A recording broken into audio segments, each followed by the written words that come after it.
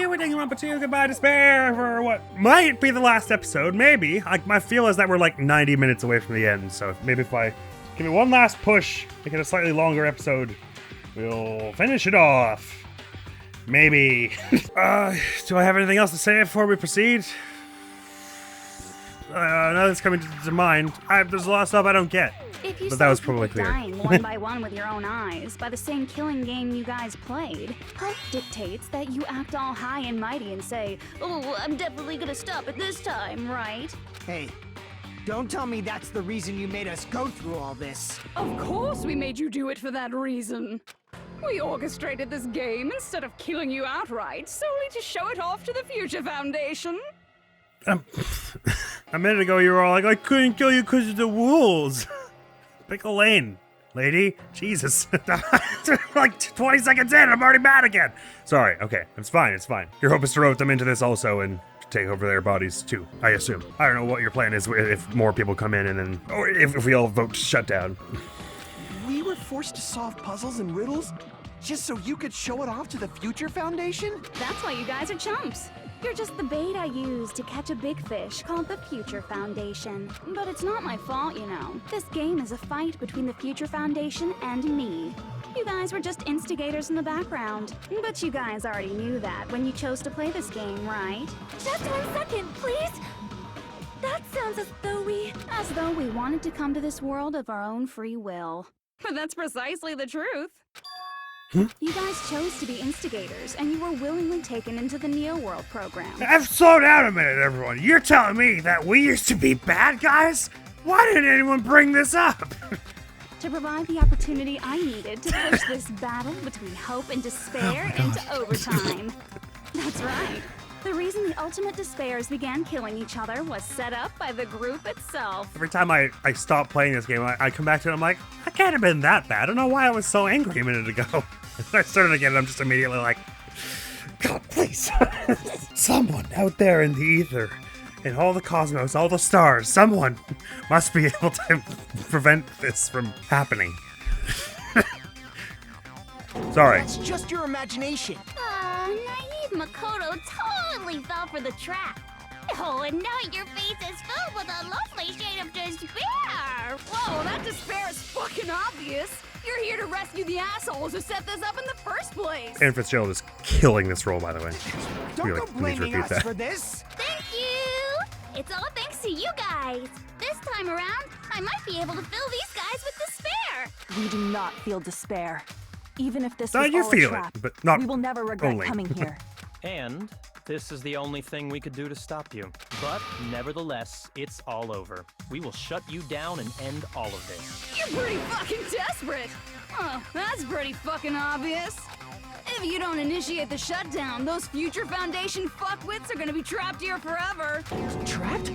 Why would that happen? Didn't I already explain it?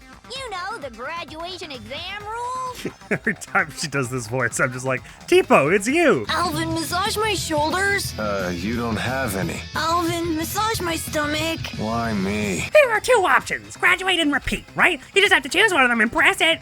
All of you will cast your vote, and whichever one is the majority will be considered your final decision. But that's not all, right? In order to pass the graduation exam, there was one more requirement. Let the teacher pass it. The requirement to pass the graduation exam is the teacher's final decision. As I recall, we also need the teacher's final decision.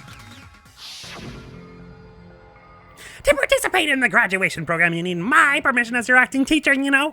What does that mean? It won't end with just a majority vote?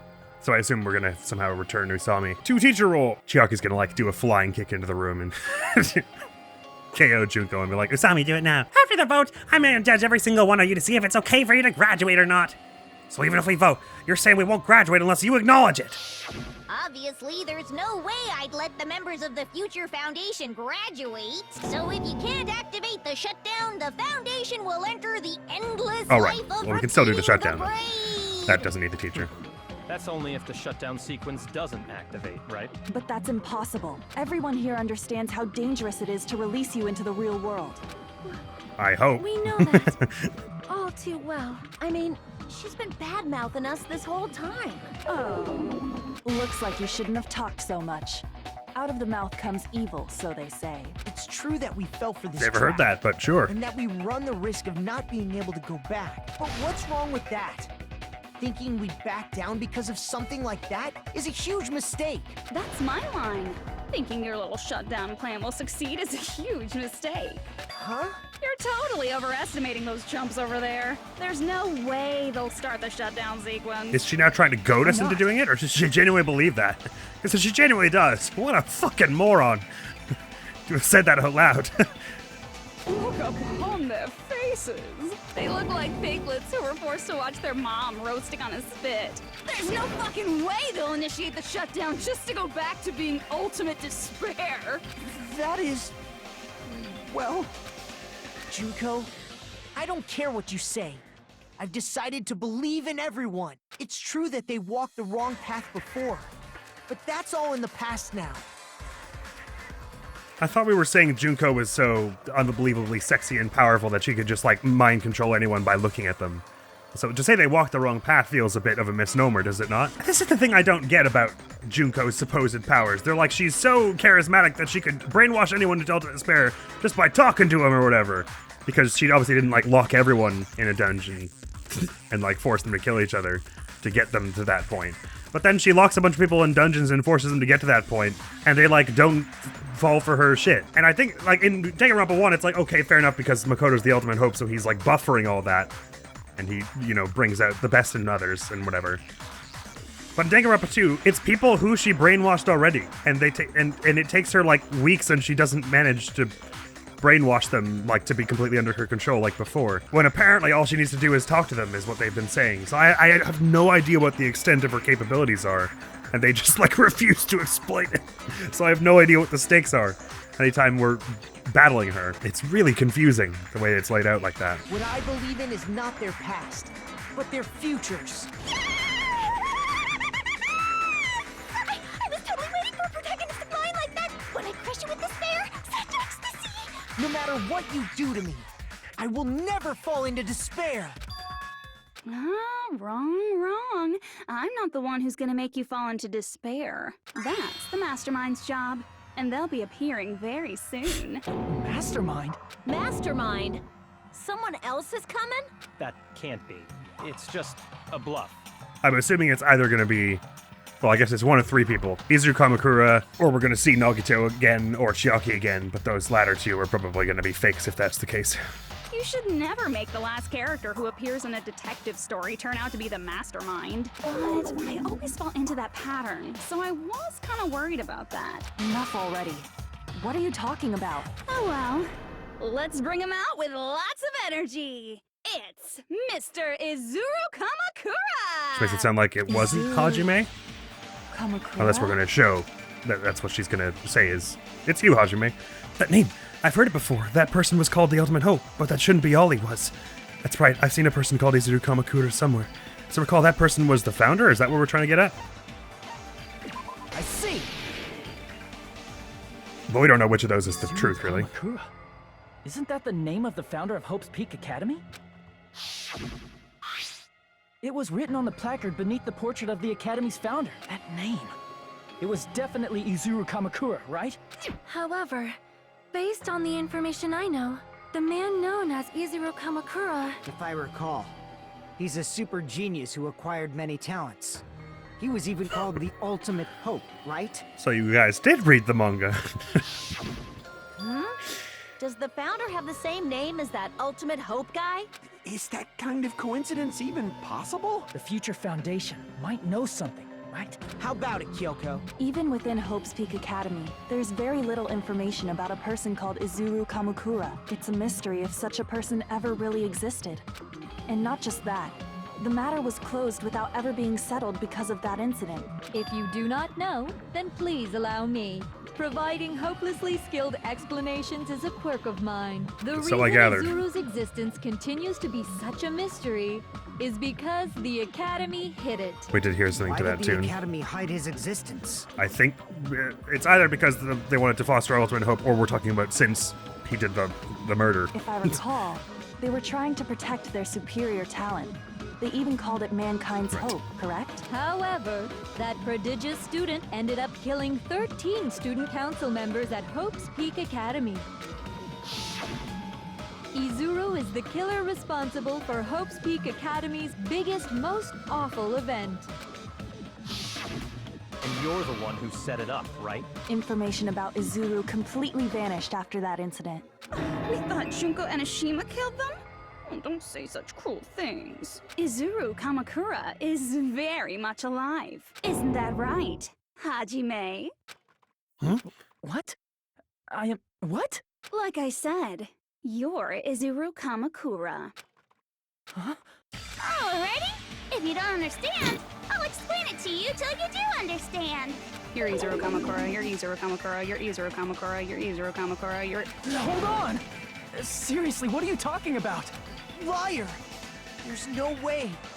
There's no way Hajime is Izuru Kamakura. You just got done saying you have no idea who Izuru Kamakura is. Izuru is that ultimate hope, right? But Hajime is... That's right. Hajime is one of those reserve course dropouts and has no talent whatsoever. But the fact that he's really Izuru Kamakura makes all this much more hopeless. I'm Izuru Kamakura. Apparently this warrants debate. Right on. Reserve Department, Tragedy, Hope Speak, Killing School Life, Terminus of Despair, List of Subjects, Cultivation Plan. I assume we want to do Reserve Department just because to say that the... Well, let me see what it says anyway. If there was only one survivor, that should be me, in which case why was Izuru part of the...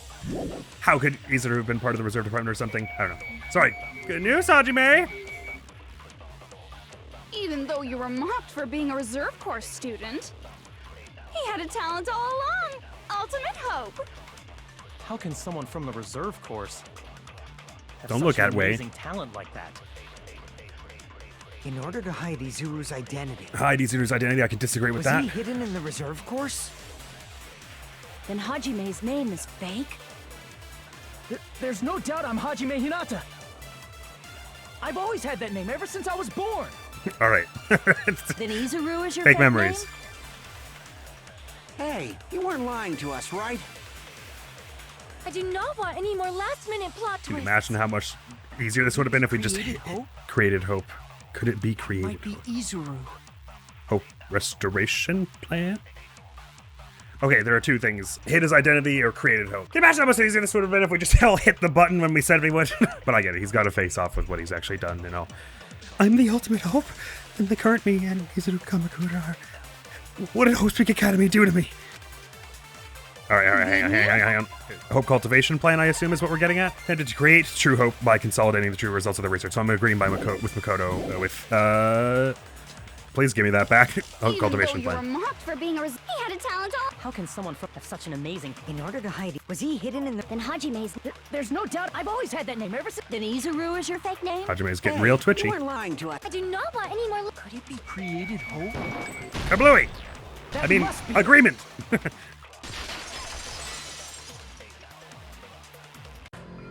Created hope. Are you talking about the Hope Cultivation Plan? Hope Cultivation Plan.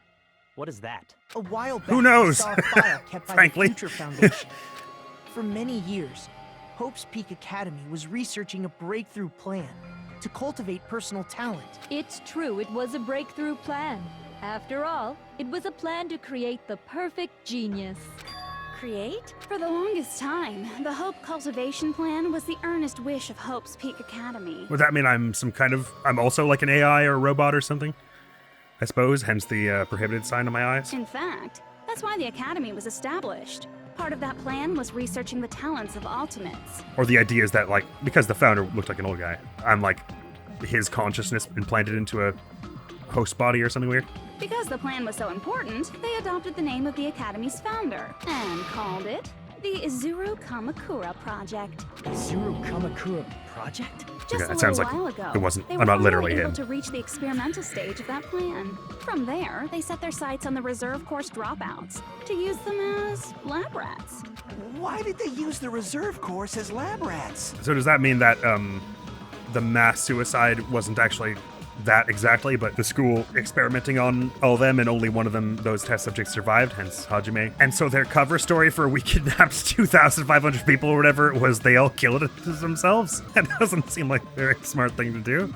A plan to create talent artificially requires test subjects that are wholly lacking in talent. From that group of reserve corps students, the one who was finally chosen was Hajime, who stands before you now. Alright, so I was some normal guy, and then got experimentified on.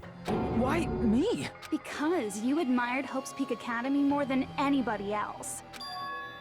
And why is that? Who knows? He just does, okay? It's a character thing of his. There's no reason for things, he just did. I mean, I get it, like he wanted a place where he could feel exceptional and belonging, but it does feel a bit like they're just kind of like, he liked Hope's Peak, okay? Get over it. You still don't get it? You were used by the Academy. They exploited your feelings of admiration toward hope and talent just to use you as a lab rat. What? See? Didn't I tell you? The moment you cling to talent and hope, despair has already set in. Lies. That's definitely a lie. And after many surprises, Hajime Hinata was transformed into Izuru 1.0! Did you say transformed? What did they do to him? Unless you're willing to go to extremes, it's impossible to change a normal person into a perfect genius. So naturally, they went to extremes. By directly interfering with his brain, Hope's Peak Academy transformed Hajime Hinata into a completely different person whose specialty is talent itself, known as Izuru Kamakura. Sorry, I just got side of the line. The government has stated Serasas have been buy homes cars. Sorry. I'm just gonna ignore the text in the background. Izuru became an ultimate despair, thanks to me. But all I did to Izuru was simply break his spirit. That's nothing compared to what Hope's Peak Academy did to him. Not even close. Seriously. It's scary how determined the researchers were to mess with the human brain that much. Doing such inhumane acts that nobody else is capable of with such a calm mind and a steady hand. I admire So much it fucking so despair. much, it makes my mind numb. I was close. By the way, you're just a simple avatar right now. So even if you touch your head, you won't feel the scar. Did they really do something like that? But if you think about it, Obviously, Kyoko would be feeling that since her dad was part of it. Super genius, right? Presumably. Like I said, he's not Hajime. He's a completely different person whose specialty is talent itself. Different person? How is he different? All of his senses, emotions, thoughts, and hobbies that interfere with acquiring talent have been excised. Huh? All of his memories of the past have been forcefully suppressed into the darkest recesses of his mind. Huh? Emotions, thoughts, hobbies? He doesn't even have a memory? It sounds like he is a completely different person. So that's why it's so surprising that Hajime even exists here at all, even if he's just an avatar. Okay, but if we do the shutdown sequence, I get that he will revert to how he was before we put in the machine, so he'll become Izuru again, we assume. But everyone's gonna revert that way. So the assumption is that we're gonna close the machine and then like round them up and try this again, right? Without you. So I don't really see how this changes the outcome of the shutdown sequence. The This Neo knowledge. World program must have dug up those memories and rebuilt his old personality from data from the past. So you're saying that's literally possible. We have the technology to do that. So what's the downside to the shutdown sequence? Just whether or not he trusts that Makoto and Kyoko will, I guess. I cannot help but feel impressed that the Neo World program was able to accomplish such a feat. But as for Hajime, he probably would have been better off if he stayed erased. Then, when Hajime returns to his original state after the shutdown, He'll disappear. Disappear? All that will remain is Izuru Kamakura, an entirely different personality created by Hope's Peak Academy. Until you put him back through the Neo World program, but don't worry about that. He will no longer be Hajime Hinata. Disappear. I'm gonna disappear. Disappear. Disappear. Disappear. Disappear. Disappear. Disappear. Disappear, disappear, disappear, disappear, disappear, disappear, disappear, disappear, disappear.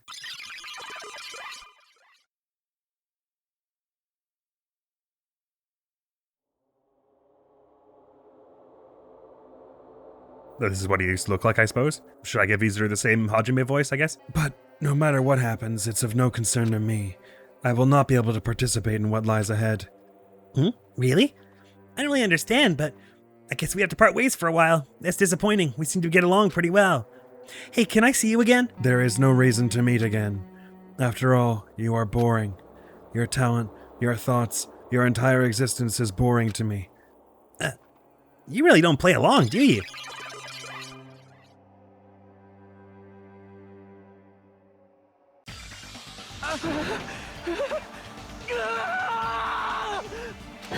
Hajime? Was that me? No, that's not me. That's what you are. That's who Izuru Kamakura is. How did you see what he just saw? You're the one who brought me into I guess this you're just world. guessing from the screen. You're Izuru Kamakura, the mastermind behind all of this. Huh? Could it be?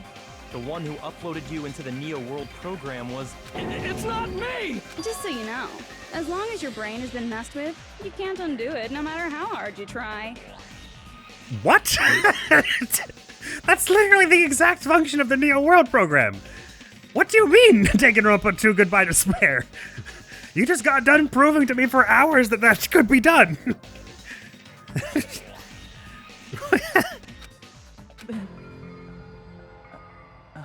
Have no way to be saved, you say? But you already know what you must do. I do? I already know how I can be saved. Submit to Junko. Tempting! I assume what she's saying is choose graduate. But am I supposed to pick that, or is that... Like, am I just supposed to answer the question she's asking? Or is doing this... like, a bad ending? I should have saved before. Oh, I can save now! Oh, right on! Let's do that. Boop! I see. Oh, sorry. I just need to choose graduate then. In that case, the Hajime avatar will That's be not what I wanted to uploaded do, into to be his clear. real body. I was just answering the question. So, Hajime will be safely reborn. Truly a royal road to a hopeless happy ending. But we know that won't work, right? Because Junko said that she changed the program. But the point is that Hajime is being convinced at this point. Hold on. You can't do that. If you do that, everyone who died will be taken over by Junko's alter ego. Oh, right, it was only the ones who died, they were saying. Well, I thought she said she changed the graduation program so it could happen to all of us, actually. But she was just saying as a side bonus. No, I guess that's what they were trying to say, is only the people who are dead will it happen to. Which I still don't get, because they've been dead for days, so their brain is, like, deteriorating. Is it not? I mean, I guess they're saying the body is still alive. Anyway. Like, if you guys don't start the shutdown, the Future Foundation will be trapped here. I can't allow the Future Foundation to sacrifice themselves for the ultimate despairs. Jeez, you should have said so before. You guys aren't honest at all. That's not it. What we're saying is... We have to protect the world from despair, you say? Okay, that's getting so old. Do you really have to sacrifice yourselves just to protect the world in the first place? Wait, why is this? Sorry, I'm confused. I thought we were still trying to play for the shutdown. Like, I get that Hajime is in a state, but I thought everyone else's idea was still the shutdown. In which case they don't get sacrificed. They don't stay here. That's only if he picks graduate. Which it's a majority thing, so I guess the idea is if everyone else tries the shutdown and he hits graduate, then he's the only one who voted, so he is the majority. I'm confused. I thought Junko was on board with him picking graduate, but now she's all like, if you guys don't start the shutdown, they'll be trapped in here, so she's acting like me hitting graduate will start the shutdown? But that's I don't know why. She's just being confusing now for no reason. What if the world's hope is different from your hope? Even if the world is happy, it's meaningless if you aren't happy. That's... Plus, the Future Foundation wants to kill all the ultimate despairs, right? Once you go back to being ultimate despair, the Future Foundation's punishment time will activate. It would be absolutely dreadful if that were to happen. Not just dreadful. It's rather fucking hopeless, don't you think? And can you guys even endure that? Everything that happened here will just end up being a meaningless game. Everything you felt, awe, friendship, love. There won't even be save data left of it. The girl you love and the guy you hate grow weaker and skinnier each day they lay immobilized. And in Hajime's case, his very existence is going to disappear. All because of the academy he loves so much. Will you be able to endure such despair? Who are you going to endure it for? For people you've never met before? For people who don't even appreciate you? I think this, you're taking it a little too far now, because he's gonna be like, wait, they do appreciate me. What do you mean? You can't believe her! That's how she works! That's what she does, so she can lure you all toward despair. There is no reason to listen to her. Hurry up and start the In fairness, shutdown. though, the remaining humans do all, like, detest each other and, like, just do nothing but threaten each other with death and swear at each other all the time. So if their hope was and love for each other was supposed to get them out of this, they probably should have emphasized that a little more, don't you think? What is it? Why are we still waiting? I'm with Byakuya. You still not understand what's going to happen to the real world if Junko escapes? Can't believe I'm with Byakuya. I was just... How many victims do you think the biggest, most awful, most tragic event in human history is claimed? Right now, it's finally started to calm down. If Junko Enoshima makes it to the real world, countless victims will fill the streets. The world will regress to an era of bloodshed, chaos, and worldwide rioting. So that's why you're telling them to start the shutdown sequence? To prevent that? You're telling them to turn back into ultimate despair and lose all the memories they made in this world. Yes, we know what it will do. There are those who will simply cease to exist. And you're telling them to just deal with it? Those. Isn't it just Hajime you're referring to? And that doesn't matter anyway because we have the technology to undo that? At this point, this is the only way. No. There is another way. I think I'll have to do some kind of, like, PTA against As long as they Izuru. choose to graduate, they can pass along their avatar's memories, and everyone here will be able to hold hands and keep on living. Well, everyone who died will be taken over by me, but don't you think that's Okay, a that better is what fate they're than saying. being a vegetable for the rest of their life? No? Guys, you can't buy into this. Think carefully about which is true hope. Although I don't exactly understand, if we're saying the machine has the power to implant Junko's will into them, then it has the power to... We could give them some kind of avatar that is similar to their original people and give them life of a sort, probably. Later, after we do shutdown first and get Junko out of here. So I don't really understand why we're like, why Junko's way is desirable at all, except for if Hajime doesn't believe in everyone else's ability to put him back through the machine. I get they were saying that shutting the machine down in the middle of running might, like, either might or will destroy it, but they made it. They can make another. Can they not? Especially if the world is no longer in chaos, or dramatically less in chaos. And which is true despair? What shall we do? You're asking us? You're telling us to decide? Damn it! Why'd it turn out like this? So do I have to convince everyone? Oh, everything's going screwy. Despair. You guys should be able to grasp true hope. Okay, for fuck's sakes. I can swap between shutdown sequence, graduate, and something else by tapping Q, but it no longer lets me open the menu to see all my options. Maybe I'm just supposed to absorb hope like before? Mental pollution, contamination. If our memories up until now disappear, I will not even remember Oh, I see my stats are all the going reason wonky. everybody died. Are you really going to let her take over your friends' bodies? You might think I'm a fool, but I want to see Peko one more time. Look, I know the feeling. If we turn back into ultimate despair, the Future Foundation might kill us, right? We won't let them do that. This is all the Future Foundation's fault. They're the ones who stuck us in this messed up world! I haven't seen any orange yet. Am I just supposed to, like, shoot If Junko them? escapes to the real world, there will be countless victims again. I know, but... Everyone's hope is in conflict. Such despair! Oh, I'm not allowed to shoot it? That's interesting. I am trying really hard. Graduate or shut down. The world or me. Hope or despair. They're telling us to choose. To choose between that? Why? Why do we have to choose?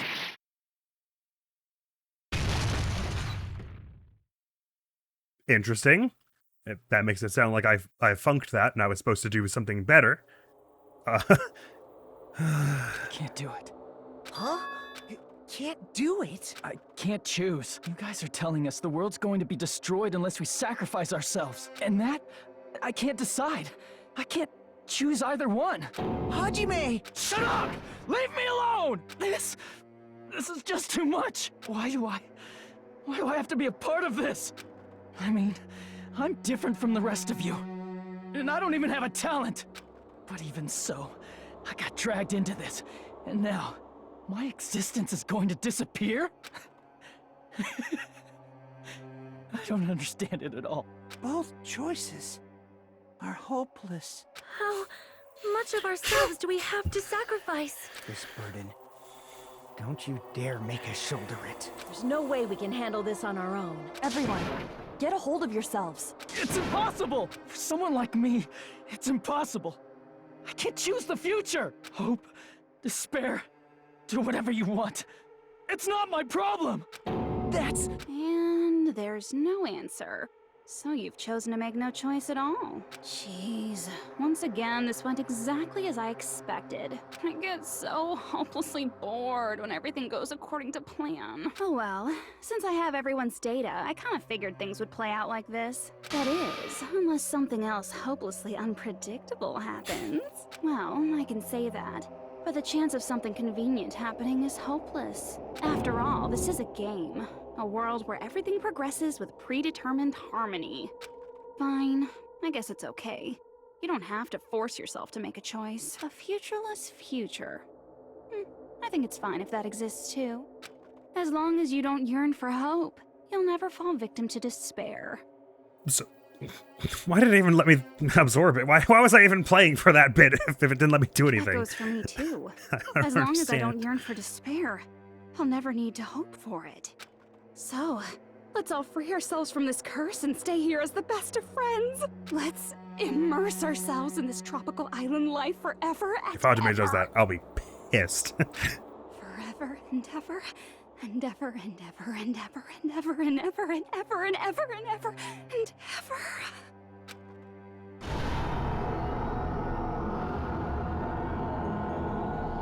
It really, really has the feeling like they're telling me I did something wrong here.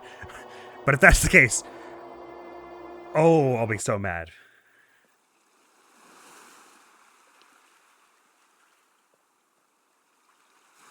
What else could I have possibly been expected to do? Shutdown sequence on despair? All right! Niall. A game reset! And with this, the world will continue to No, loop. okay, maybe this is probably meant to An happen. eternal game utopia sounds like Eternal fun. Game Utopia. I guess it's fine to stay like I this am for allowed to a shoot while. Niall. Young master, that is a wise call. Pekka would never tell me that. You didn't have to Shut up! forget us. Yes, there's no way I would forget. And with this, Junko's gone. All right, let's party! I'm gonna showcase my full cooking ability. Unless I was supposed to shoot Niall onto Game Utopia or whatever. BGM to Buki! Hey, can I take a picture to commemorate this? Want to be awed by the sight of my prowess? I've prepared you a training regiment. And you say something, and you say something. Should I begin with a brief introduction of myself? After all this time? What was this again? Oh well, there's no need to think about it. I wanted this ending. Yeah, I didn't, so I guess okay, we just shoot Niall at this thing. An eternal game utopia sounds like fun. What am I doing? I just have to keep shooting it, I guess. And with this, the world will... An eternal game utopia sounds like fun. Or, wait, am I... And with this, the world... An eternal game utopia sounds like fun. Or is there something weird, like I have to hit quit from the menu or something weird? Right! And with this, the world... An eternal game. I guess it's fine to stay... Young master. Yay! Yes! Maybe shoot And with Eternal this, Game drink Utopia at all itself? right, I'm gonna showcase my... Just leave the beachy... Hey, can I take... Want to be awed by the... I've prepared you... Should I begin with... That's not it. You guys Oh. aren't part of the game, right? I see, it's added something to the end. What am I doing? Part of the And game. with this, the world... So it's every time through, is there just something new, I guess, maybe? Master. Maybe not supposed to be shooting anything. You guys aren't part of the game, right? Absorb that, maybe? I don't know what I'm doing.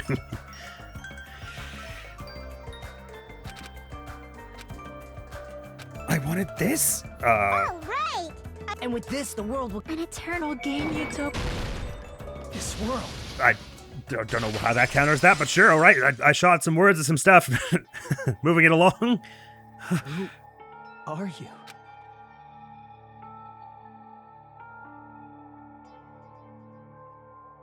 I'm just a part of the game. But you guys aren't, right? Chiaki? Is that you?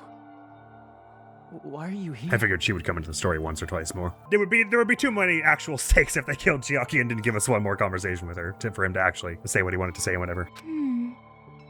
I don't know. Does this mean you're my memory of Chiaki? Because you should have already disappeared. It's like Pong sort of in the background. Oh well. It doesn't matter. Anyway, don't you think they're messed up, telling us the world's going to be destroyed?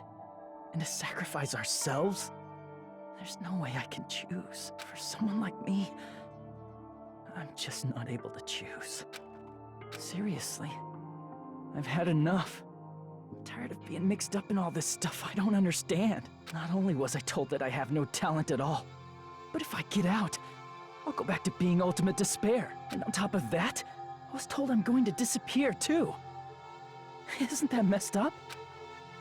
Hey, you don't want that either, right?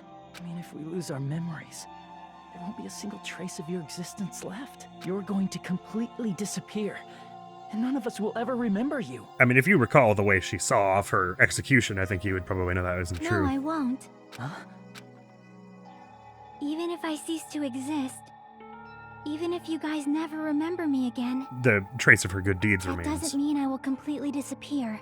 As long as everyone continues to move forward toward the future we created together, I will never disappear. What I lived for, fought for, and risked my life for will still exist. You're right, but... You're probably just scared, right? Not just of disappearing. You're scared of moving toward the future with such a heavy burden, right? Yeah. I'm scared. I'm obviously terrified of that.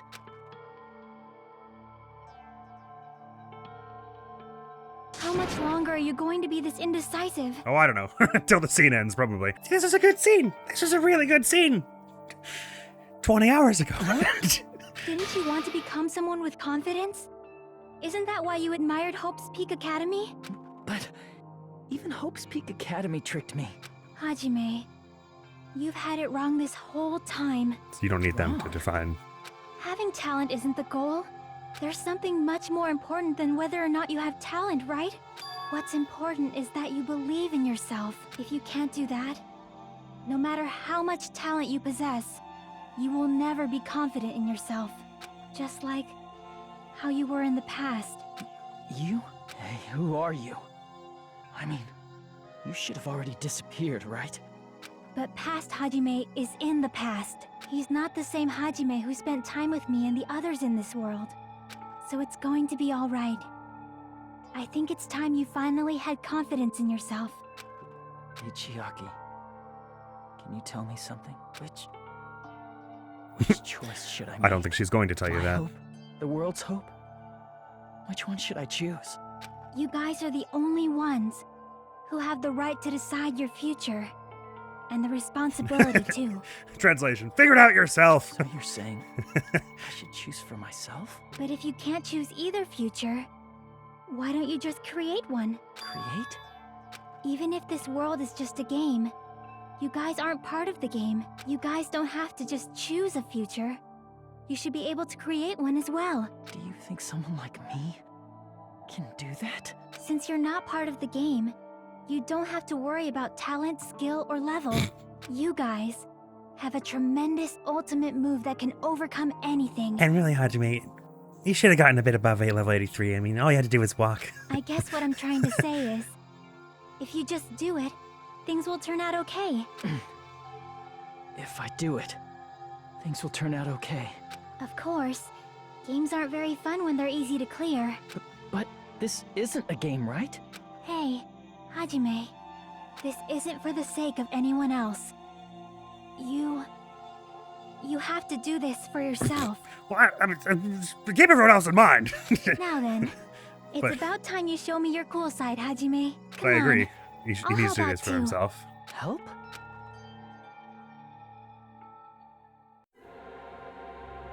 That's normal. I That's have no supposed to be there. talent at all. Oh god, wait, hang on. Which shoot it! Niall, that's wrong. Okay, damn it. This is me? Is this really me? I have no talent at all. I was even betrayed by the Academy. Betrayed by the I admired Academy. So much. I don't want to disappear. I don't want to disappear. I'm not Izuru Kamakura. Not Izuru Kamakura. Meh? Who cares what will happen to the world? Who cares? I don't want to sacrifice myself. Sacrifice myself. It's not like I'll be appreciated anyway. Not like I'll be appreciated. There's no way we can beat Junko. No way we can beat Junko. It's the Future Foundation's fault. Future Foundation's fault. Not mine. Not mine. I can't choose the future. I can't choose the future. See? If you just do it, things will turn out okay. Oh, I see. You should even be able to create the future. I see. I guess do that to beat Junko. This is me? Is this really me? So uncool. It's totally uncool. I guess so. Hang on. I don't want to disappear. I'm not Give me a minute. Give me a minute. Give me a minute. I don't want to Yeah. sacrifice. It's not like I'll be appreciated. There's no way we can beat Junko. Kaboosh! It's Back the to that Future one. Foundation's fault. Okay, hang on. Not mine. I got rid of. Oh wait. Oh, can I get rid of all of them this way? Oh, I see. I can't Alright, choose sorry. the future. Blah, blah, blah, blang! I can create one. See? If you just do it, things will. You should You're even right, be able to Chiaki. create the future. Sorry. Yes. Give it just 2 seconds. Give me a sec. I have no talent. Hey up, boy! No, that's wrong. Oh, no, that's wrong. I don't want to disappear. No, that's wrong. I'm not easy. No, that's wrong. Who cares what will No, that's happen to wrong. me? I don't want to sacrifice No, that's myself. wrong. Even so, it's not like I'll be appreciated. No, that's wrong. Even so. Yeah, even Not so. mine. Even so. Even so, I.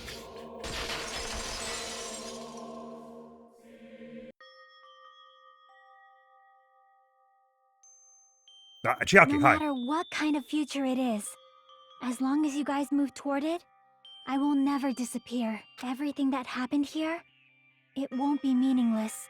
If you guys carried the burden of both hope and despair, you should even be able to create the future, even if it's a convenient miracle. If you just do it, things will turn out okay. That's why you can't hesitate now.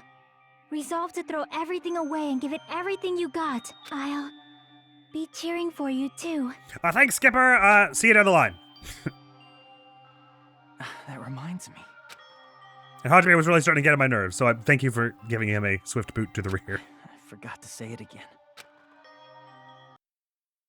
Which, do we have some kind of catchphrase? Awaken! Oh, mash it. Awaken!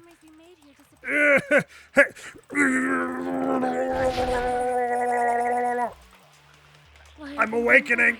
I'm awakening so hard right now. If we don't rid the world, You have no idea how much I'm awakening. There we go. The Okay, tragedy sorry, will start what? once again. I'm awakened. I can't move or anything. I guess they weren't expecting me to do that fast. If we turn back into ultimate despair, we might be killed by the Future Foundation, right? At least they finally showed This us is people your actually getting kind of like responsibility, since you're the brainwashed ones who fell to despair. by this whole situation, Not but responsibility. it took her a long time to get them here. It took them like a month. They're both hope and they're both despair. A conclusion will never be fucking reached. You can't lose hope. Store power? What the hell does that The mean? memories we made here disappear. Oh, am I supposed to mash again to store will power? not even remember. I'm storing power. I'm storing power, I guess.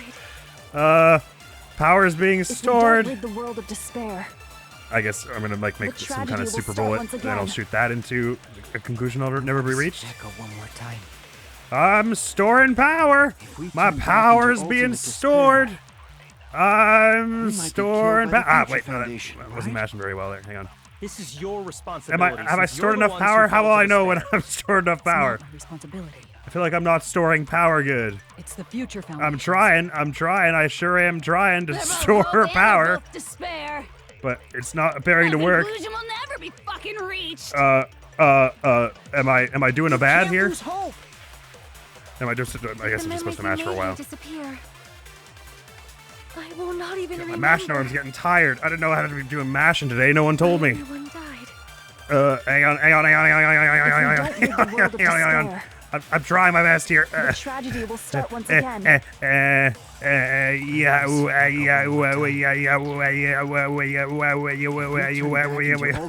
Come on already! Hang on, is there some kind of special secret control I'm supposed to know here that I don't? Shutdown sequence graduate. I guess I'm just supposed to mash for like a few minutes here. It's not my responsibility. Or am I supposed to like focus to do Future something? Foundation's. Anyway, I wish there was some They're like both hope measure and of they're both despair. if I was getting close here. A conclusion will never be fucking reached. Or am I supposed to hold it You down? can't lose hope. Oh, I'm supposed to hold it down. Okay, sorry. memories we It was made here pulsing like I was supposed to. Okay, I'm just supposed to hold I it will down. not even remember. Future. You can't lose hope. The memories we What? made here, Why don't I will shoot it not now? even remember why everyone died. Oh, okay. If we It don't just rid does the this. world of- the tragedy will start once. Twice. Echo one more. We turn back into. We might be killed by the. This is your responsibility. It's not my responsibility. It's automated. The Future Foundation. Oh, it's like, don't shoot it now. What are you doing? No, that's wrong. His iris has changed. Rule? Is that what that said? Gyokki rules. But I have no idea what that said. Just be hope. There will probably be a lot of despair too. I don't know what He's kind of gone future Super awaits Saiyan. us. But our futures are ours. I won't let anyone take them. So am I the ultimate future? Is that what you could call me, maybe? Huh? Who the hell are you? I've decided. I'm done running away. I will fight for my future. I will fight alongside the future that everyone created for me. It's not for anyone else's sake but my own. Don't tell me. Izuru? Hey, what the heck is going on? Is this a serious bug or something? I am not Izuru Kamakura. I am Hajime Hinata! Alright, this is a little OTT for me. No, I don't wanna! Don't fucking make me! Oh, at least there's only one. Okay. God, why does it have to be one of these? You just... Can I save? No, I can't. Okay. Wait, why didn't it hit the ones that were already on screen? You just let's finish this already. There's no need for you Oh, to I have infinite choose. cuts. Okay, good. Close your eyes and cover your ears. Just shut the hell up! If you do that, this game is gonna... If you don't want that, just turn off the game! Advance. Even so, You don't have to look at the hopeless future. I'll never let anyone choose again!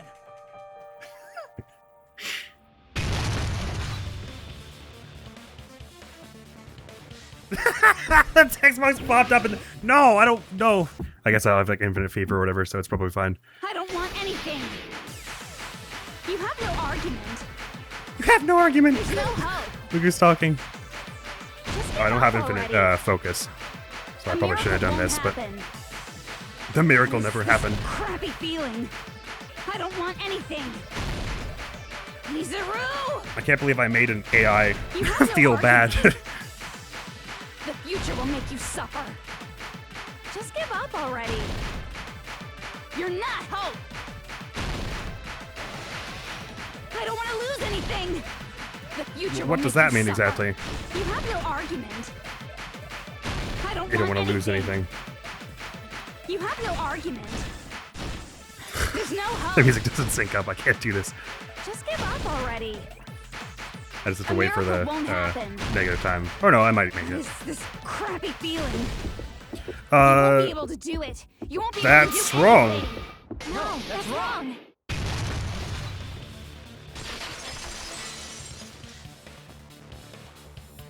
What the heck is wrong with you?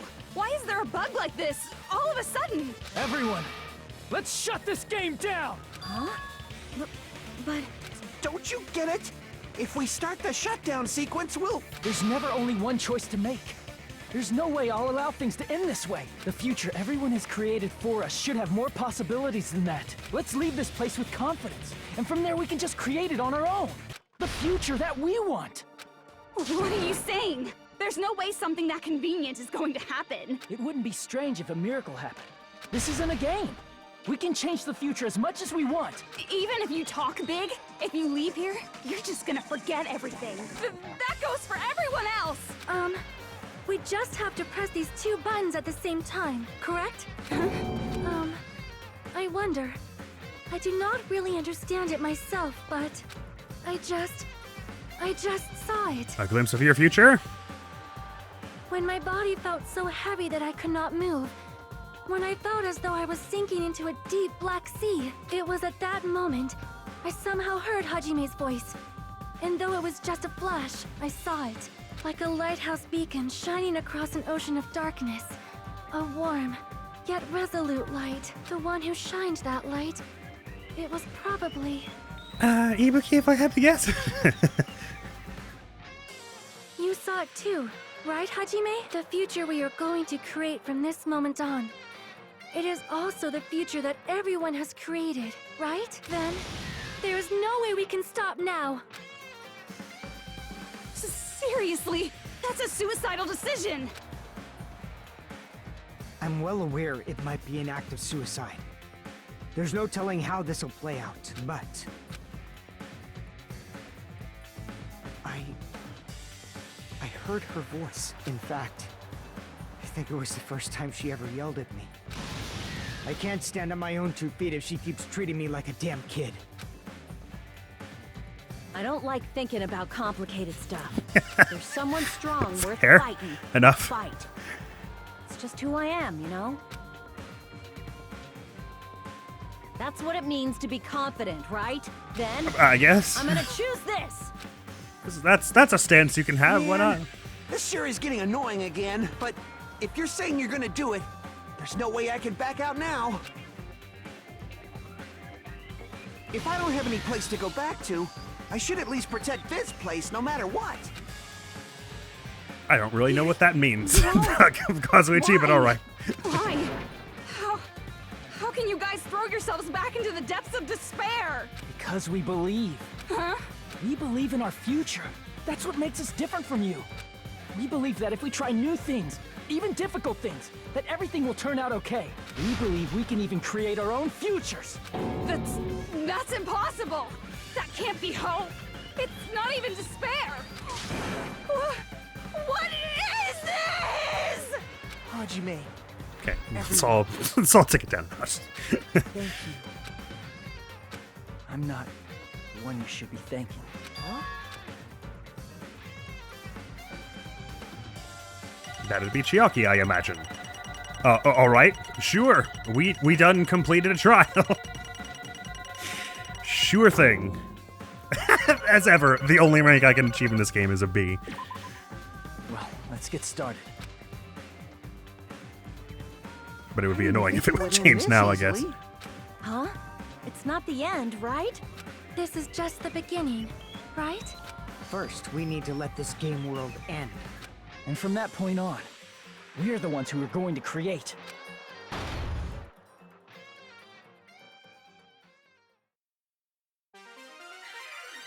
Okay, we win. Cool.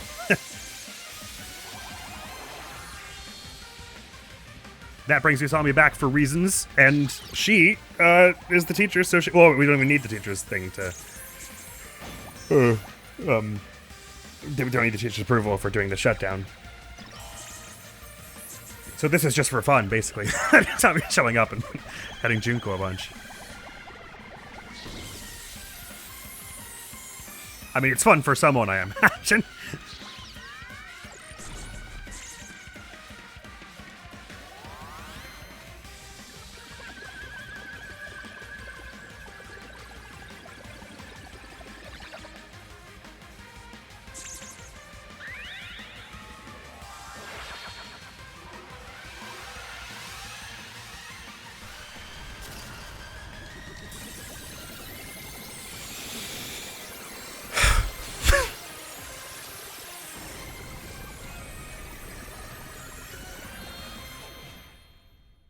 Oh, I got a nerf who saw me in the next patch.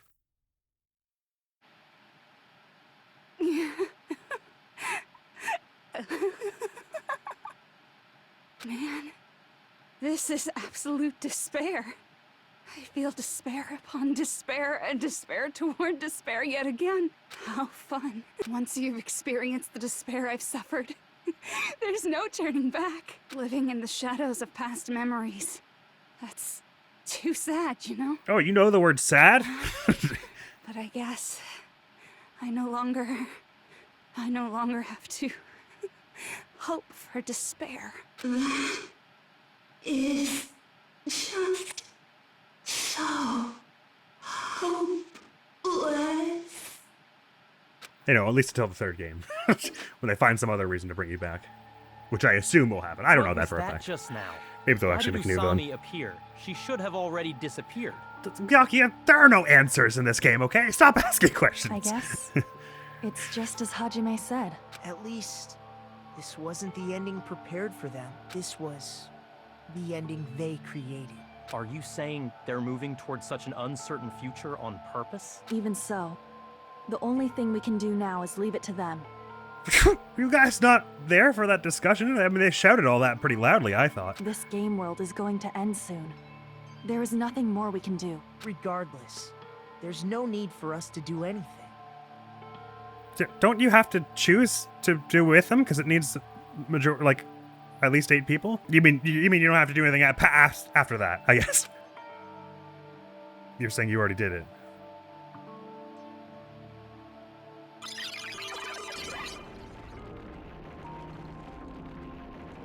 Man, it's collapsing. You're right. I am sorry to trouble everyone, but... Man, I wish if I deleted a program, it crumbled like this. This is so cool looking. Even if we awaken in the real world and forget about what transpired here, it will still have meaning, right? Sure, let's go with that. Of course, Miss Sonia. I don't know the proper way to say this, but I kind of feel the same way too. You're so bad at explaining things. Now that it's the end, you should at least try a little harder. People can't change that easily, you know. Well, whether it has meaning or not, it all depends on us now. Time's almost up. I'm pretty scared. I am scared too. But it's okay, right? It makes sense to feel scared, right? That's the future. Hey, I'll never forget you guys. Or the others. You guys better remember me too. My name is Kazuichi Soda. Pretty hard to forget, buddy. With your colorful personalities, there's no way I'd forget you guys that easily. Even if I forget, I will use all my might and remember. If you start talking weird later, Hajime, I'll beat you up till you turn back to normal. That's a relief. But make sure you hold back as much as you can.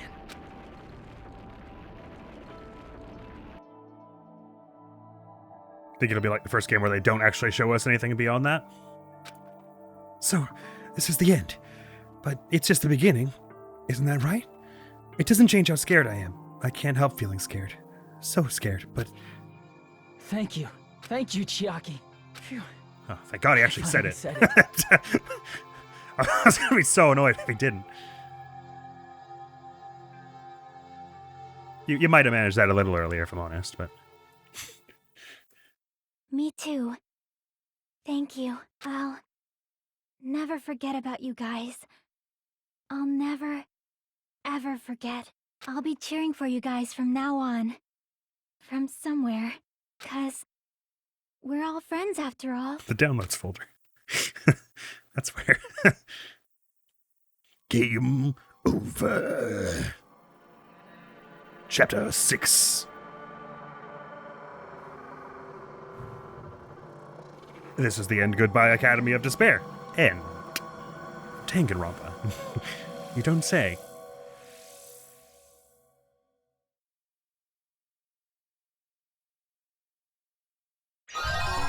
Obtain present. The phone. The flip phone. Giant cell phone. Sure, let's give that a wee save on, I don't know, slot 17. Why not? And so, the incident is coming to an end. I don't know if this is Hajime doing this. The incident, riddled with absurdity, with nonsense, with sheer irrationality, is about to lower its curtain. You have no idea how long I've waited to hear those words. An incident smaller than Hope's Academy's biggest, most tragic event. Smaller than the biggest, most awful, most tragic event in human history. An incident so small it doesn't even have a name. The world will never know what happened here. Not now, not in the distant future. As long as they remain here. Apparently they've finished the preparations. We can leave any time. Then, I guess we should get going. Hey, Makoto. Is this really okay? Well, it's too late. A bit now, You're the one who isn't said, it? leave the questions to me. So I let you take the lead. Are they really going to be okay? Didn't they just turn back into ultimate despair? Oh, Byakuya, when will you learn? We don't get answers to such questions. You just have to have hope. Catharsis and closure are for nerds. I don't think that's the case. I mean, if they did turn back, they wouldn't have said that they'd stay on this island. Did we say that? Oh, we're saying we said that off screen, I guess, for some reason. Perhaps they're thinking about helping their sleeping friends? I can't really say for sure, but that's what I believe. Whether they know it or not, the fact that they're already clinging to that feeling shows they're no longer who they were in the past. How could they not know it? Doesn't that mean they're not brainwashed anymore? Wouldn't that be like a huge paradigm shift? I would think it would be hard to miss, but anyway. It seems that there are too many soft-hearted people here. But in reality, Says the guy who came to save the him. possibility of those who are asleep waking up is close to zero. No, the possibility isn't a problem. Even if there's the smallest possibility, they're still trying to create that future for themselves. Kyoko looks so fucking bomb in that suit. Sorry. I'm trying to focus on what you're saying, Makoto, but she's radiant, you must admit. In their eyes, that is the future. The smallest possibility. You might as well call it a miracle. But strangely enough, I have a feeling that they'll be able to reach it. They've accepted their hopes and their despair.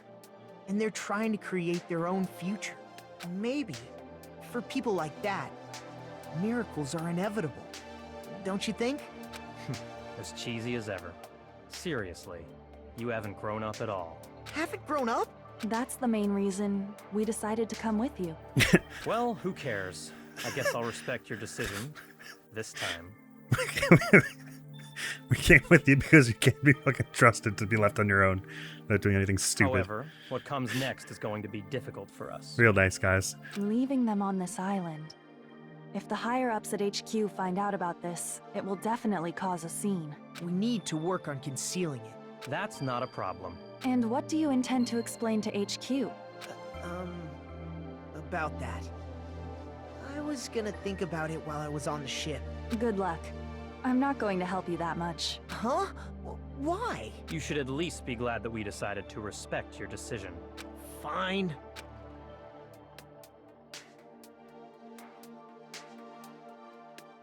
Then let's go back as well. We're not even close to finished yet. There's still a lot we must do. Besides the Future Foundation, the biggest, most awful, most tragic event in human history is not finished. We must end this once and for all, for the sake of the future. It seems I must fight alongside you all for a little while longer. Plus, there's someone waiting for you to return. Don't make me remember something so horrifying. Then let's go. We must create I thought she our was own addressing futures, Makoto, too. actually. But sure, everything's about you, Byakuya. And so, the ordeal has ended. And from here, our daily lives have started. Lives that are much more absurd, nonsensical, and irrational than before. Things are probably going to be a lot more difficult now. There's no such thing as an answered mystery. It's doubtful whether or not Not in things will this even game. end well. The future isn't a path. It's like an endless sea. You can try to go anywhere, but it doesn't mean you'll get there. Even so, I will keep on living. I will keep on living as Hajime Hinata.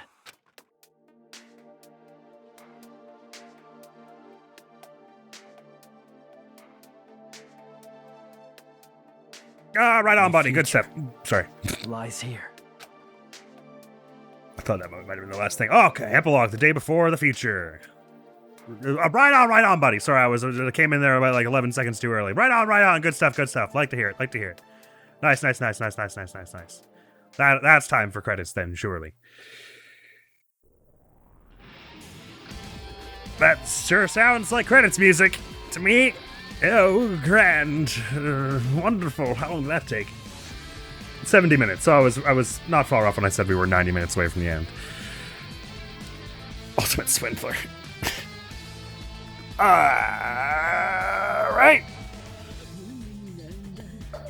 I can in fact confirm that we pressed buttons and played a game, and the game at some point saw fit to grace us with a credits sequence. Concluded, you might say. Finished. Was played. I'm just go lie down for a minute, if I'm honest. I'll be back in a minute. You can chill out with the credits.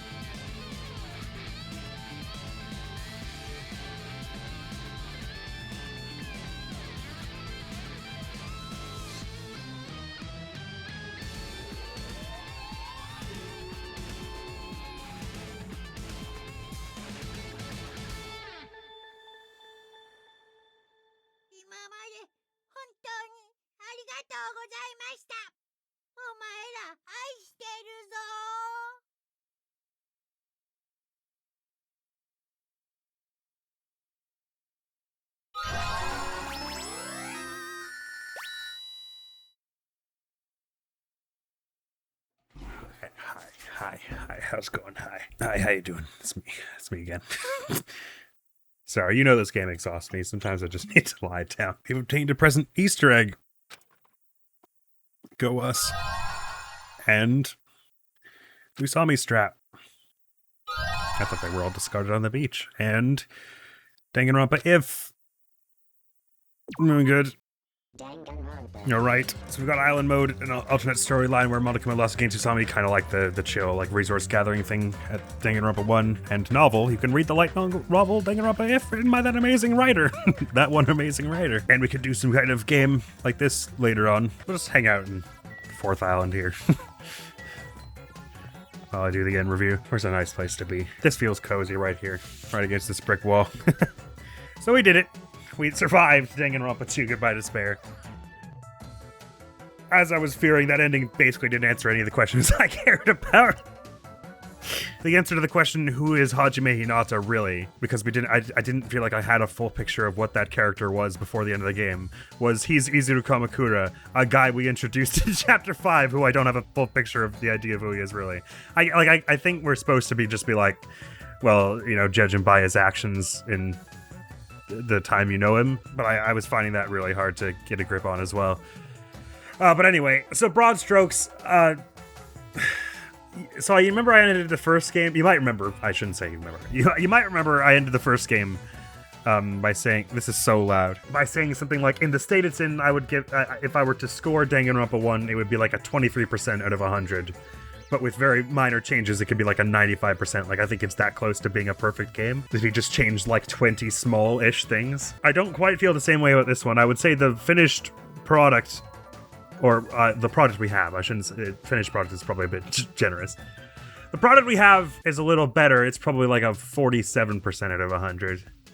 But I think if you fixed all the little things, it would probably only go up to like a 78. But again, that doesn't really get across all my feelings toward it, because I still think it is there's a lot that's really good about it, which is why I don't usually give numerical scores like that, because I think there's too much room for debate there, probably. In a lot of ways, the worst part about Danganronpa 2 is Danganronpa 1, because it puts conceptions in your mind that don't hold for Danganronpa 2, and there are some ways in which it is better than Danganronpa 2 about a lot of things. So, in a game review, we usually go visuals, then music and sound design, then gameplay, then narrative. Gameplay and narrative are kind of linked here, so they'll probably get mushed together. And then after that, I go through my journal and read a bunch of the notes I had stored for the endgame review. Before I do get into the proper endgame review, though, this game does deserve major props because it has introduced like 4 or 5 more characters who now fall under the category of Danganronpa characters whom I would beg to do unspeakable things to me.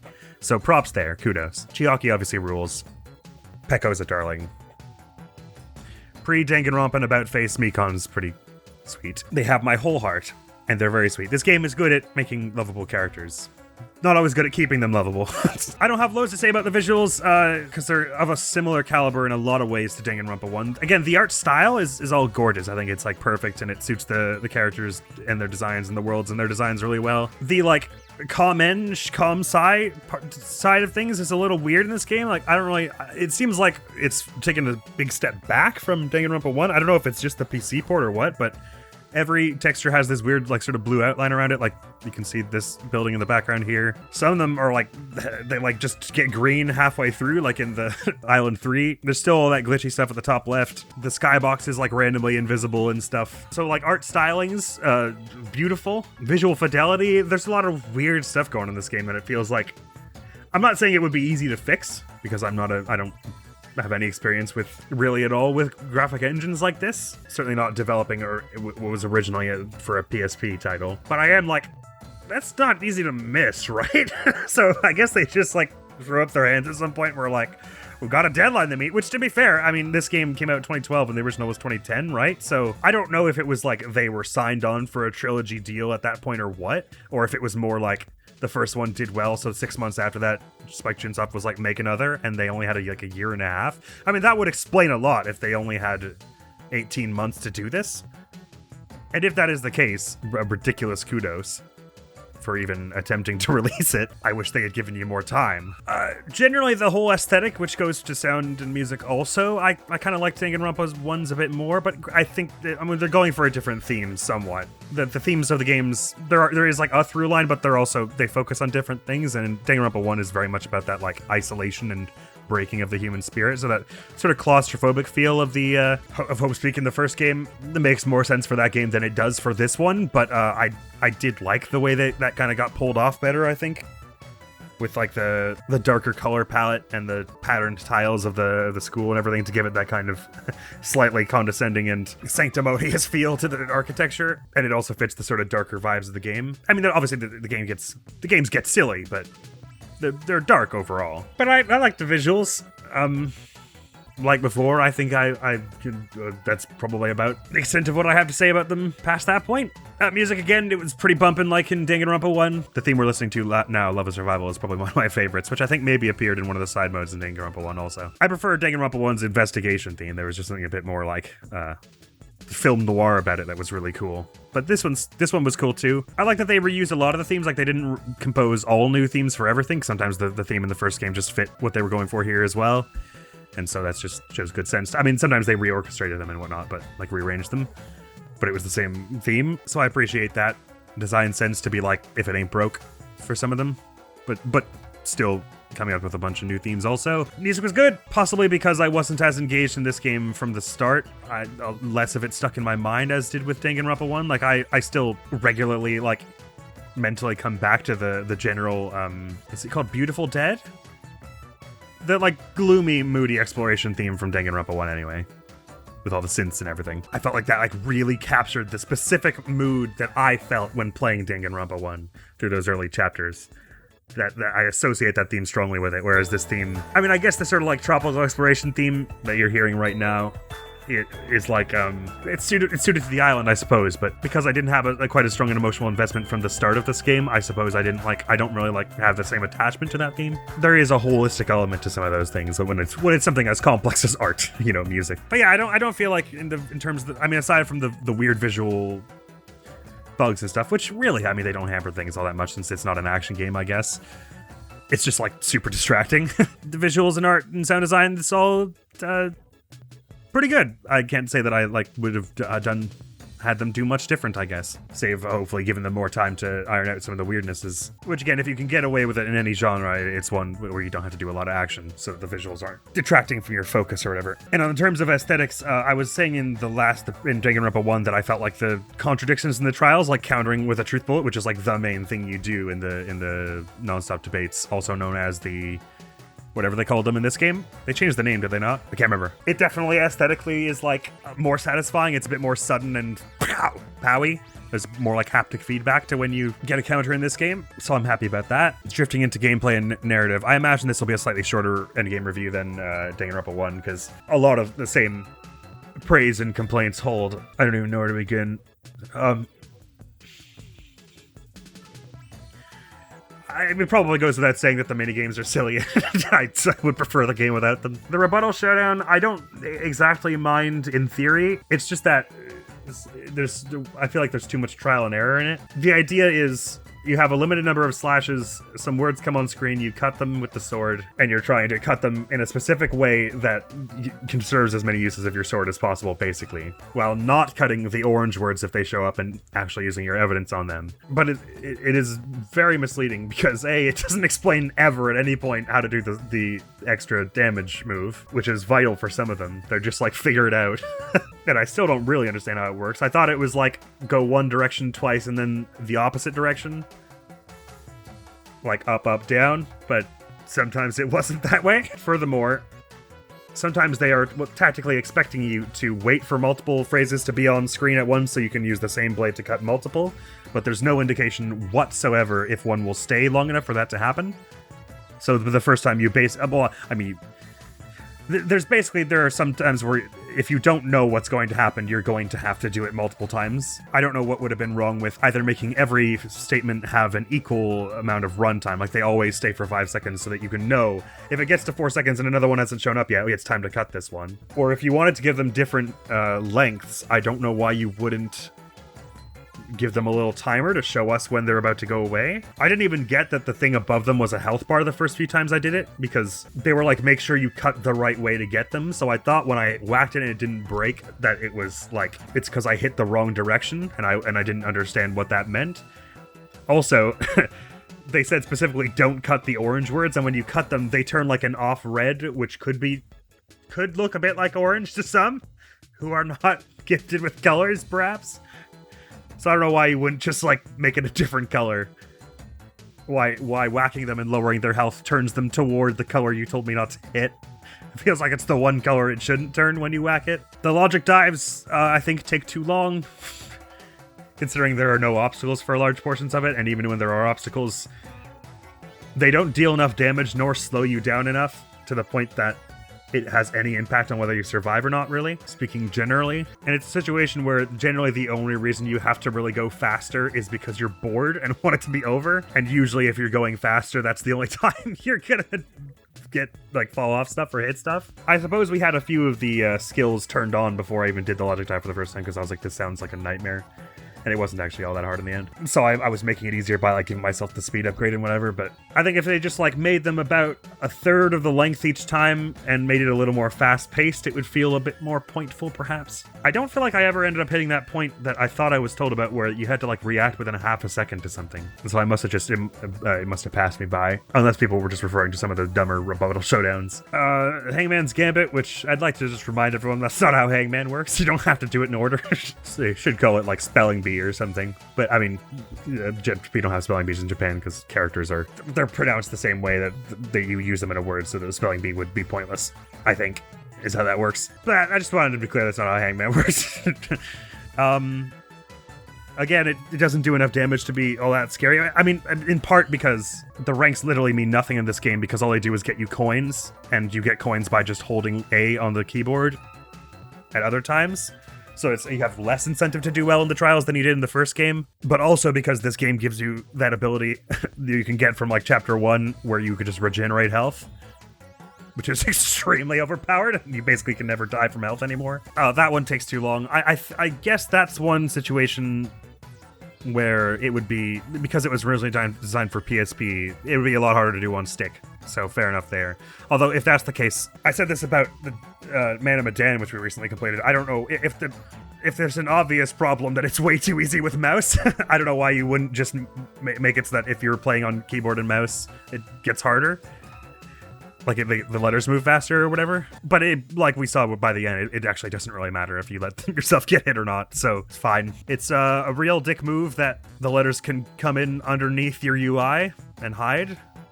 It's also bad that they can show that two letters can spawn in each other on the same side of the screen and blow each other up before you have a chance to do anything. Most of the phrasings were okay though. In this game, it wasn't. I feel like Danganronpa 1 had one or two that were bad, and this one, it was mostly okay in terms of like the phrase they were trying to get you to hit. Panic Talk Action, which replaces Bullet Time Battle. I didn't like the Bullet Time Battle, as you'll remember, all that much. I mean, it was okay. It was mostly the explanation that I didn't like, and the fact that they slowly drip-fed the mechanics in. Actually, I guess they did that a bit in this game as well. I don't really like that. I wish the tutorial at the beginning told you what to do in the game, rather than being like, we've given you one quarter of the way this game works, and then like you'll figure out the rest in 30 hours when you already forgot this, and you'll only do it 5 times anyway, so you'll have to relearn it every time you do it, because this game is 60 hours long. I could sort of understand the thought process behind doing that if you picked easy mode, because it starts that way. It's more gradual in theory, even though for me that would make it harder. But if you're gonna pick hard mode, I don't know why they wouldn't just put all the mechanics in from the start make them hard.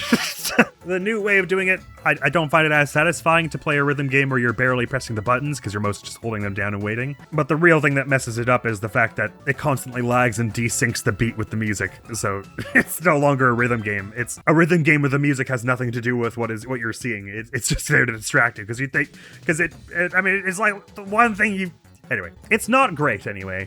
I think it's fair to say. And again, PC ports are hard. Maybe this is an issue that only I've experienced because there's something weird about my PC in particular. I'd be willing to bet that other versions, like playing the game on other PCs, would make it lag too. And it's not just some fluke that's wrong with my PC. I don't know that. That would be my guess. As for the non-stop debates, or whatever we're calling them in this game, somewhat of an improvement from the previous game. I appreciate that we have agree points and disagree points now, because sometimes in the first game, they wanted you to shoot orange words to agree with someone, and it was really confusing. So to actually make it clear this time is nice. Still, we're regularly having instances where the orange is not highlighting the right words, or like not enough of them. Like when you're supposed to say, to counter no one can defy the Future Foundation, you're supposed to say, well, you defied the Future Foundation. The thing you're countering is who defied the Future Foundation. Was it no one or was it Makoto? So no one can defy is what should be orange, not the word defy. Again, it's not like it totally ruins the experience. Like I still figured it out eventually, but like it does detract from what would otherwise be more satisfying solves. Oh, and also the white noise system is silly. The fact that you shoot something somewhere from 1 to 3 times to gain a second, which takes like 3 seconds. And if you get it wrong, you lose like 30 seconds. And the fact that you barely have to remove them at any point anyway, because they're usually barely blocking the things you're trying to shoot. But also that the hitboxes are totally scuffed on them, and you just like, you're nowhere close to it. It's like, oh, I think you hit the purple word. Take this system out, who cares? It's not adding anything. So gameplay of the trial is still a big sore spot for me. Some improvements were made, some steps back were made. The whole 4 parts of a letter thing at the end of the panic talk action, I think I appreciate that more than the shooting a bullet from the first game, because in the first game it just meant you didn't have enough time to read what they were saying. The actor doesn't finish speaking before you run out of time. So you have to read ahead of them and ignore what they're saying and read all your bullets at the same time. It's like stupid. So I appreciate that in this case. You can at least see on screen all at once what you're supposed to, like the evidence is all there. And usually there's only one thing it could really spell. I mean, chapter 1 is actually the only one I can really remember where like the phrasing was stupid. The meat, because I still don't remember what it was the meat on bone? The bone, meat on the bone? I don't know, it's dumb. It should have been skewer was in the meat, because there's only one way to say that. But most of the rest of the time they got it right. Speaking of gameplay outside of the trials, it might have been my imagination, but I felt like the gifts were a lot less harsh. Like even when I was giving people crap gifts, I basically always got a social event, so I guess they made like lowered the thresholds or something. I'm a little torn on the whole like Usami Tamagotchi thing, because on the one hand, again, at least there's now a way to like, because there's elements of chance in whether or not you get the gifts you're hoping for from the machine. A way to renewably get coins makes some sense to give players a way to 100% the thing. Or get the gifts they're hoping for or whatever. But at the same time, it completely trivializes the rewards you get from the trial, so you have no incentive anymore to do well in them at all. And already it was kind of hanging on by a thread. At least it's kind of cute, though, the Tamagotchi system. I can say that. Investigations are still fun enough, I suppose. Again, I would like to say that I understand that the weird minigames are part of the identity of the game, and it feels like Danganronpa when you're playing them, even if that's not always a good thing. In fact, even if it frequently isn't a good thing. I understand the merit behind, or that at least that there is merit of some measure behind giving it its own Danganronpishness in the play for that reason. So it's not like I would have the minigames removed outright if it were up to me. Although, if there wasn't time to fix them, I would prefer that probably. They just become like a special feature you can play on a second playthrough or something. Shifting things a little more narrative ways, I definitely thought this game had a less strong narrative potential than Danganronpa 1. Because like I said, Danganronpa 1, chapters 1 and 2, I think they're some like the greatest fiction I've ever consumed. Like I think they really are emotionally affecting and set things up in a really serious way, like a seriously impressive way. What I was saying earlier in this playthrough, and I think I do hold to it, is that this game had the inverse sort of arc to Danganronpa 1 for me. I thought Danganronpa was really good, and then chapters 1 and 2, chapters 3 and 4 were all right. Chapter 5 was atrocious, and chapter 6 was all right again. So it was a downward trend. This game, chapters 1 and 2, they are probably my least favorite. Chapter 3, gameplay-wise, was pretty sturdy. I didn't really like the rest of it, but whatever. Chapter 4 was not bad, really, and chapter 5 was okay, and chapter 6... Chapter 6 definitely had moments that it did really right in the end. So it was generally an upward trend, but not quite as steep as Danganronpa 1. This is a downward trend. For me, anyway. Of course, all of this is for me, naturally. Can't speak for anyone else. And to that point, something I hope I've said enough this way through, but it bears repeating, is if you are someone who really likes these games, first of all, I envy you that you are able to love them, because I clearly am not in the same way, as much as I really desperately want to. But also, I am not now, nor would I ever try to convince you to dislike them. That is not my goal or purpose here. If I had my way, I would convince me to like them. that would be the thing I would want, because I really, really want to like them more than I do. And there are elements of them that I think are fantastic in the way they're done in the end. I forget how I started that, but anyway, it was worth repeating. So if I don't really know what this game is about in the same way that I do about Danganronpa 1, or that I think I do about Danganronpa 1, because Danganronpa 1, I feel like there's a clear, like, sort of setting that is like, what happens when we isolate people and give them reasons to combat each other in a situation where they could be working together? Is human hope strong enough to surmount the odds of people who are given temptation to do selfish things? And what are people's breaking points? How much can they suffer before they totally abandon any idea of like decency or compassion and faith in like humanity and other people, and they totally no longer care about doing right by others and being like a decent person? And it was something I thought about Danganronpa 1. I mean, this is also just like bad luck that usually the people the final 5 who made it out were like not among my favorite characters. Most of my favorites got butchered in chapters 1 and 2 in both games. So I think that's partially just bad luck. But I felt like in Danganronpa 1, so you have Makoto, who is clearly the sweetest and does want what is best for everyone and is a force for inspiring tremendous faith in the face of absolutely abhorrent tragedy and like revolting awful shit. You got Kyoko, who's so steely and badass and who like never stops moving forward toward good things. You've got Hina, who missteps, but ultimately she's founded on compassion and good vibes. But then you had Yasuhiro, Toko, and Byakuya, and like Yasuhiro's just a bit thoughtless. Toko just doesn't appear to know how to interact with people at all, but also is like really bitter and kind of horrible to everyone. Jill, who's a literal serial killer, and Byakuya, who like again, it feels like they're trying to pull some kind of like redemptive stroke for him toward the end, because he says one nice thing. He doesn't even say one nice thing to Toko. He says one less insulting thing to Toko, basically. Like, this was a good job for your standards, or whatever he says. And so it feels like we're supposed to like take away that Hina and Makoto and Kyoko have like had an impact on him, like people's goodness, but I don't buy it. I never did. So I felt like I did feel like that message was hampered a little with the end of Danganronpa 1, because we're supposed to feel like the good faith of these people who are messy but ultimately good has come together to defeat, Junko or whatever. But the fact that Junko basically gives up, they barely do anything to make that happen. I mean, Makoto and Kyoko are working overtime. Everyone else is kind of doing nothing. And for some reason, right at the end, they all like lose hope, and Makoto's got to be like, "Don't lose hope." I didn't really like buy it overall, but like I got what they were trying to get at, and because like the majority of those 6 people, Makoto, Kyoko, like 80% of Hina, 40% of Yasuhiro, and like 30% of Toko seem to have hope and like a desire to do right by others. I was like, okay, I'll buy that we're saying that that's sort of the thing that pushed them through. All that to say, I did not get that anywhere near as much with this crew. I found a lot of this crew charming and had their moments. Chiaki's obviously kicks ass. Pre-Chapter 3 Mikon is obviously trying her hardest to do kind things in a world that is shit. Nekomaru seems to have the good of others at heart. Sonia's just a little odd, but she's mostly alright. Mahiro is just kind of a rude ass, but she's not like evil. But that's like about it. Like, I don't really feel like... Well, and Fuyuhiko, he's like trying, I guess. Basically what I'm getting at is I didn't really feel like we were playing as the heroes team for a lot of this game, and I think probably that is at least partly intentional to make you believe when they eventually say these guys were corrupted into ultimate despair before.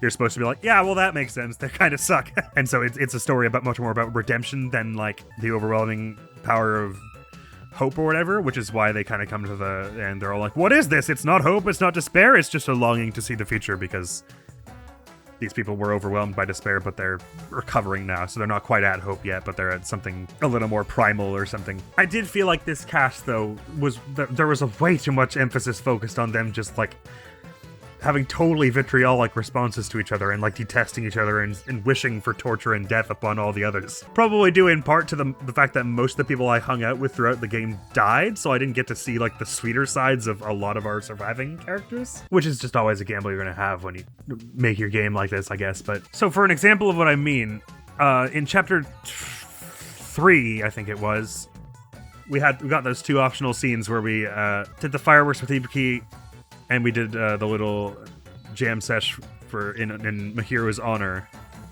And those were moments I felt like the game needed way more of those moments to make me believe that these characters were like developing any form of bond whatsoever that would sustain them toward chapter 6. I suspect the intention was, as I said, because it's a game about, this one is a bit more about redemption.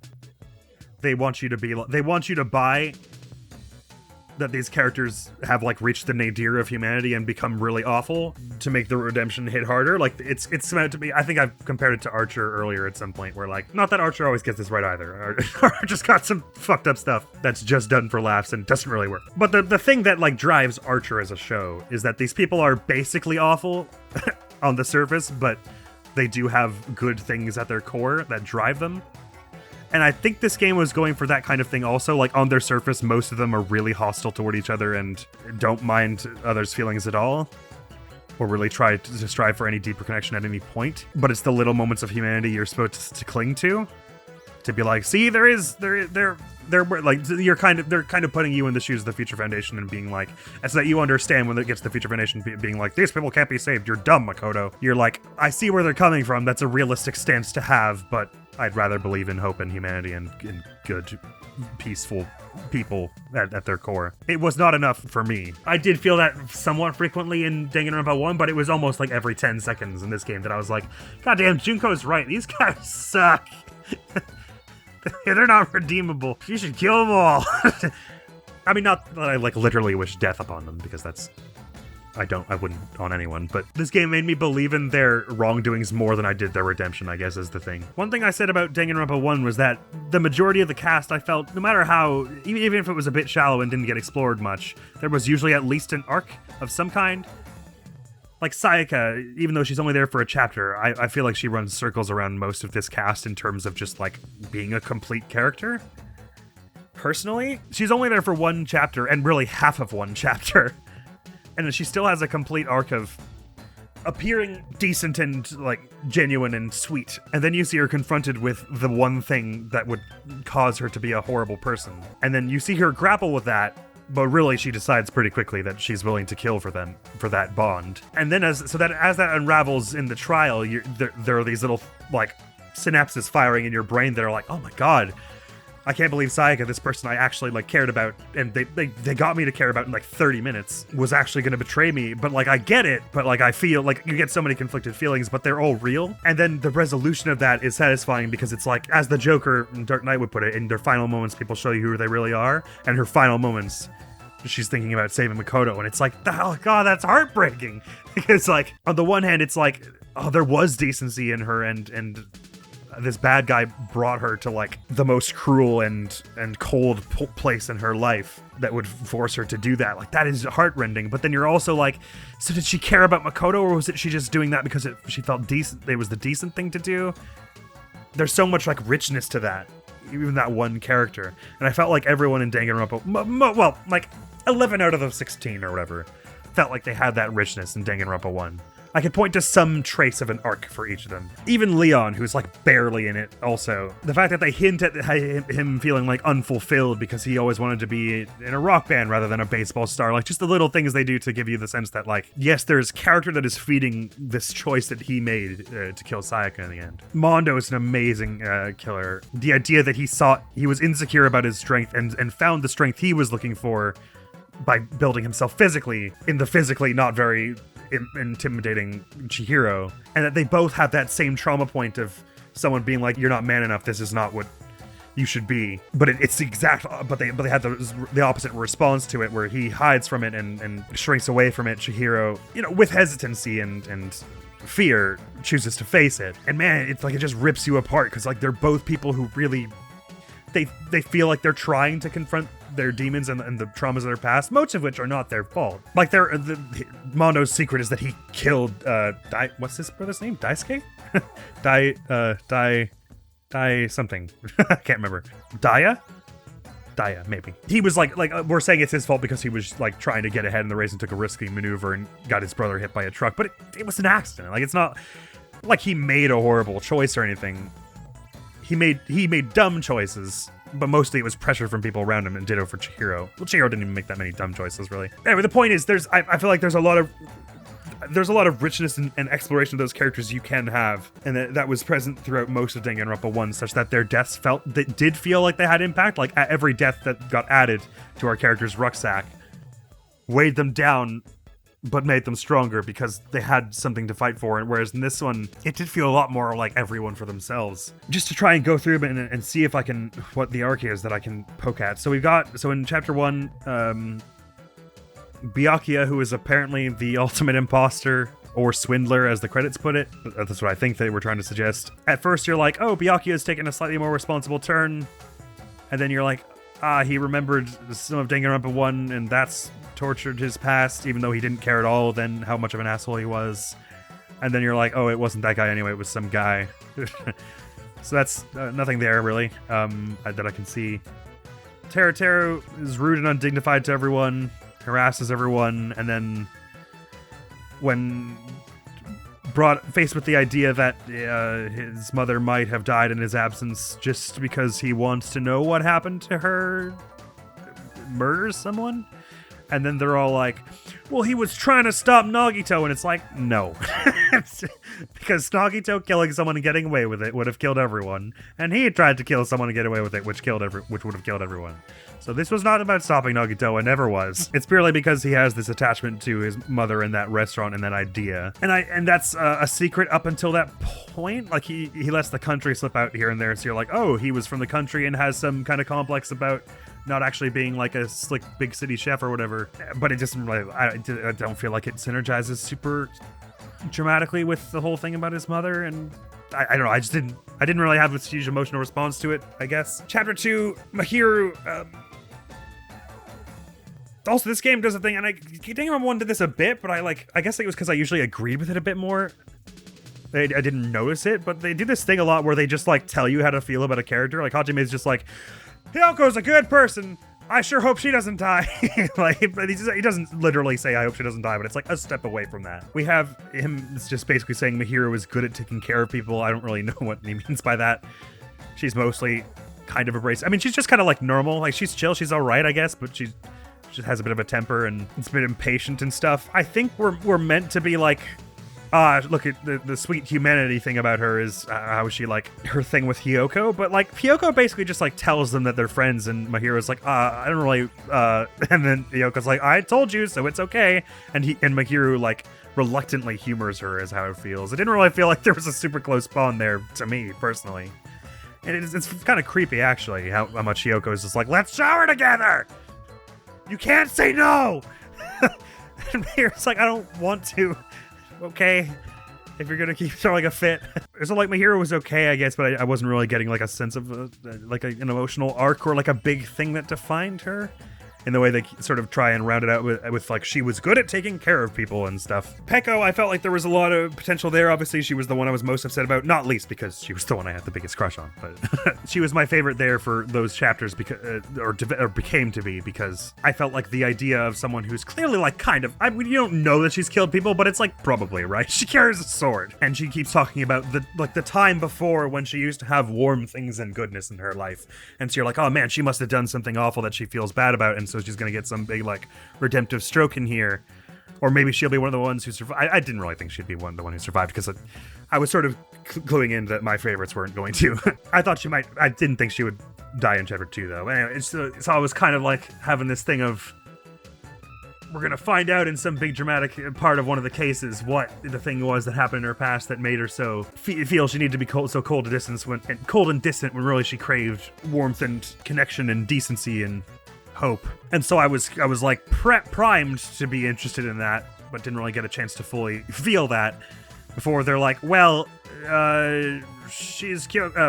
Fuyuhiko's bodyguard and didn't tell anyone because he asked her not to because he wanted her to live normally or something. And actually none of the stuff she told Hajime was anything as far as we know. That was all just like random stuff she was saying to fill the time. In which case, I have to give them props for the fluffy thing not actually being a good gift for her, because she's totally lying about that.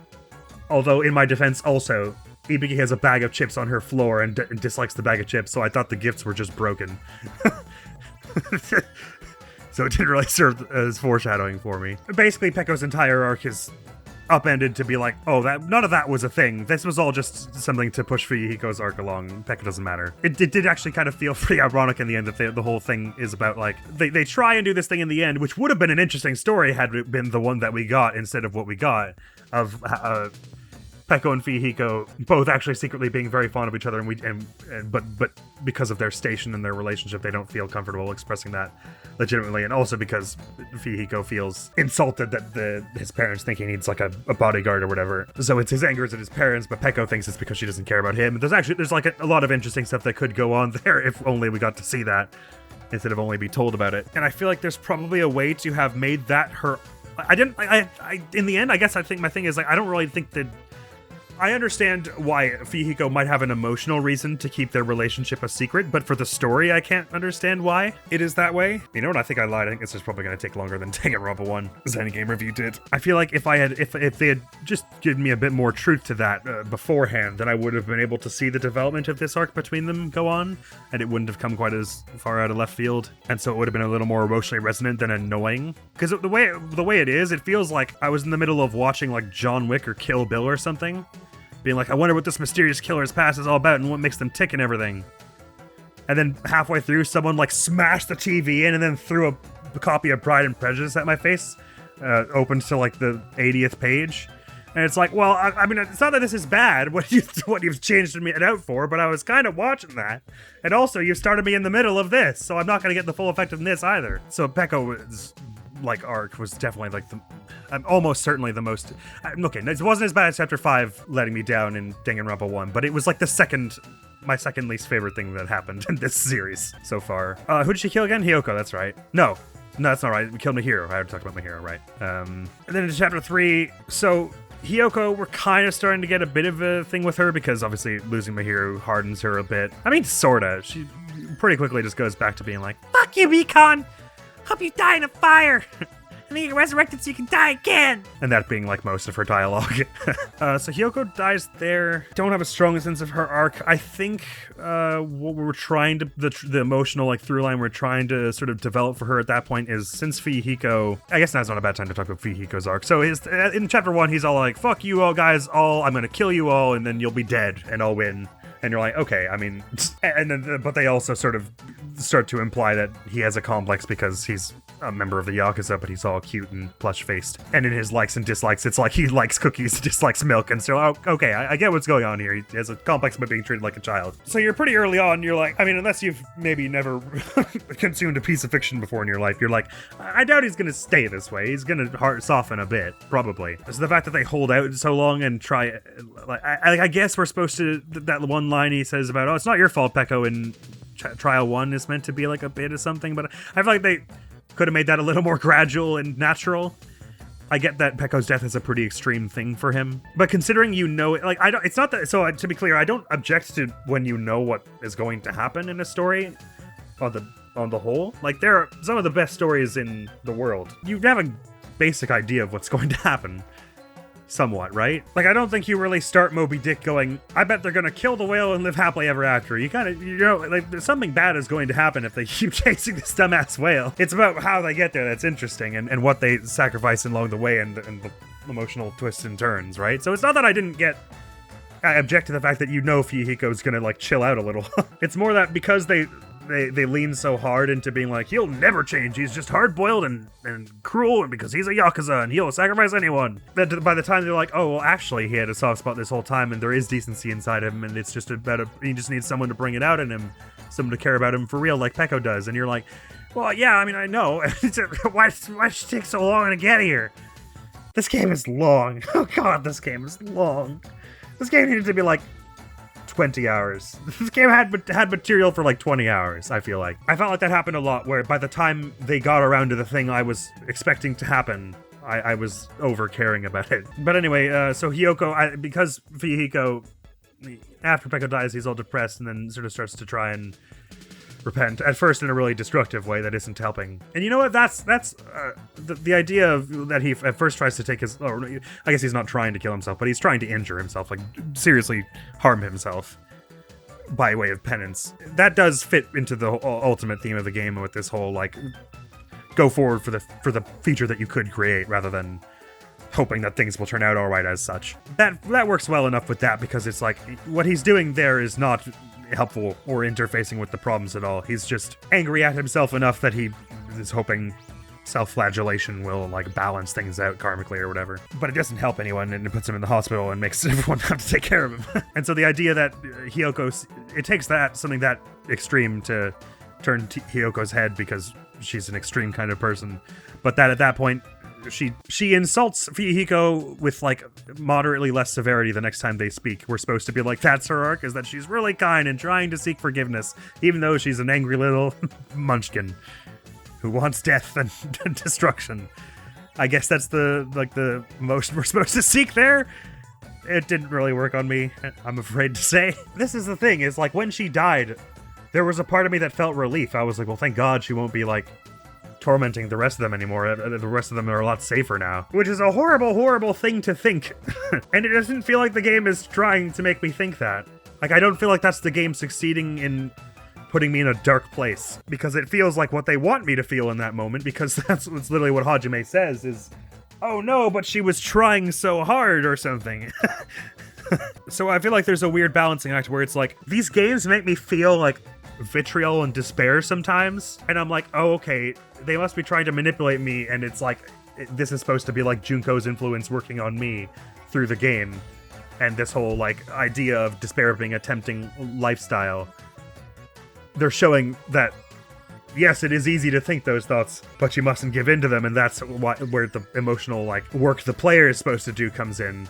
But then the characters don't have the emotional responses that I do to things, and I'm like, oh wait, so I'm just a fucking weirdo that I thought it was, if we were safer with Hiyoko gone. I was supposed to be really sad and heartbroken about that. And like, you know, human life is precious. I didn't exactly want her to die. There were a handful of times where I felt like I wasn't on the wavelength with this game's emotional ebbs and flows, though. Oh yeah, and Ibuki, she didn't really have an arc, I guess. She was just kind of fun. A bit like Yasuhiro in that way. Which is why I was actually hoping she would be one of the ones to make it to the end. I should have known better. I can't really point to anything in Ibuki's arc that felt like an arc. I guess we're saying, because even though she seems so happy-go-lucky and like nothing gets to her and she doesn't really stand for anything, the work she puts in to pay tribute to Mahiru and do the fireworks and stuff, we're supposed to be like, there's more emotional depth to her than she lets on. Mostly I think she's just kind of fun and cute. I didn't feel like there was a super great emotional depth there, but granted, we kill her before we really have a chance to, so there might be that also. So Mikon, because she reverts to the ultimate, her possessed like ultimate despair form, the arc we are following up to that point of someone who's disadvantaged and is trying to work towards bettering themselves anyway in a really sort of noble and difficult path, that arc just kind of disappears, and we're like, yeah, but despair or whatever. I'm a little less annoyed about it now than I was then, because it's sort of supposed to foreshadow, I guess, the fact that we all used to be ultimate despair. It does feel like a bit of a thing where like we're like, see, the second she recovered her old memories, she was right back to being indoctrinated into the cult and ultimate despair and everything.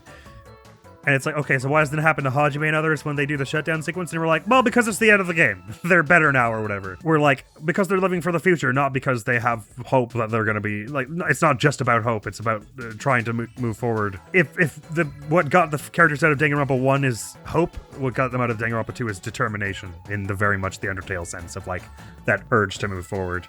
Just, it is a little muddy because it's kind of tangential to hope, and that you're moving forward because there is hope that things will be better, but it's not motivated by hope directly, I guess is the idea. Because there is hope that things will be better, or that there will be time to make amends, or at least work toward it.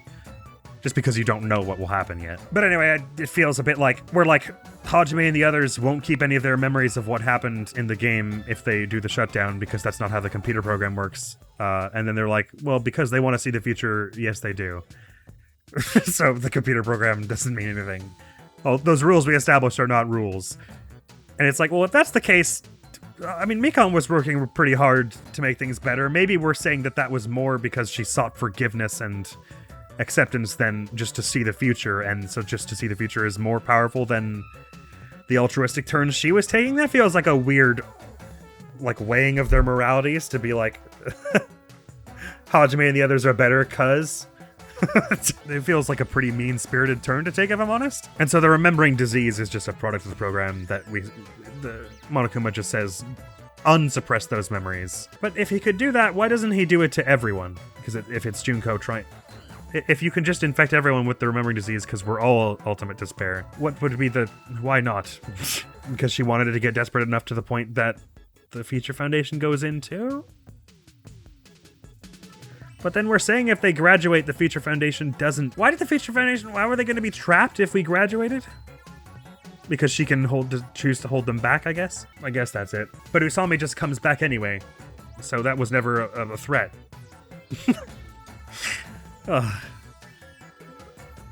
Thinking about what they were trying to say in this game is exhausting sometimes. I think part of it is there's often a clash between them being really logical, like extremely like literal and logical about the rules for things, and then sometimes just being like, because it's warm and fuzzy, you get to see Usami and Chiaki again, and it's like, okay, I get we want to be like wholesome and quirky about this, but this kind of completely throws everything we said already out the window and obliterates the stakes if anything can happen, and Chiaki and Usami can just be there. Like, no, doesn't it? A bit? Kind of obliterate the entire logic of the story? And I get where it's like, because they have the power of the future, miracles can happen. They're just the kind of people who make miracles happen, whatever. But like, I don't know, sometimes this game is... it feels like I can't decide if it's trying to be extremely cynical or extremely mushy, and sometimes it's both at the same time in a way that is incongruent. But anyway, moving back to Mikon, so the arc there is kind of whatever and cast aside. Chapter 4, Nekomaru, sort of, there's an arc, I guess, because he's all like, my body's, we find out in his supports that he's like, my body is weak and I didn't have, I thought any day could be my last, so I just decided to, take up that kid's dream in a similar way to my own, and then be a team manager so I could share their victories and defeats even if I'm not out there on the pitch. And but then his body literally gives out when the rules don't matter and Monokuma shoots him. Somehow by accident in a computer simulation where he controls everything. And so we're like, him being willing to die for the rest of them to get out of the fruit hell is like, because his team manager thing of sharing their victories and defeats even if they don't get to he doesn't get to share them, like to share, like be literally there with them doing the rest of it. But it's also like closure because with his body finally truly taken from him, well, I guess it's meant to be sad because it's like now he has an actual heart, like a heart that won't fail on him. His heart disease is no longer, he's got a true body now, or something. I don't know, Gundam's motive is still probably my favorite in the game, but it's confusing also because of it's a little like wibbly-wobbly, it feels like. But I think we're trying to say that Nekomaru knew he would have a good chance of dying for everyone else to get out, and was prepared to, but even if he won the fight, was prepared to kill Gundam and then offer himself up, I guess, maybe. Gundam, for his part, so the idea is that he doesn't like the idea of just waiting to die in the funhouse where they have like a timer of like 3 days before they give out from hunger. Which again is categorically Monokuma directly interfering with the students because he sleep gassed them all. So I don't understand why we're like, well, if someone died from hunger, they wouldn't be able to get out because Monokuma didn't kill anyone, there's no trial or whatever. It's like he's fucking murdered them all. That would be he'd be the Blacken in that case, surely. Everyone would just vote for him, or by the rules he'd have to... the rules just don't matter at all. What they're saying is, so a lot of them thought that when the timer reached 0, they could all die, like it was a big bomb or something on that Monokuma thing. Which what was the timer for again? It wasn't anything, right? It was just to stress them out. we were saying? Or it was the timer when the near world program would start to peel back or something. I think we were just saying it was nothing. This game does a lot of that where it's like, this is a red herring, and it's like, that's not what a red herring is. A red herring is something that has a different reason for happening, not no reason. It's not a clue that has no reason to be in the game. That's not what a red herring is at all. But anyway, so I think we're trying to say that because this life of like we're just waiting to die and like this decadent decline is against Gundam, who is all about the idea of life and vitality and virility and vigor. We're saying he was able to. He chose Nekomaru because Nekomaru is the only one who would be able to lure with the Tai Chi, but also perhaps because his body is an affront to life itself or whatever. But he was willing to kill Nekomaru, but then defend himself in the trial by trying to make everyone,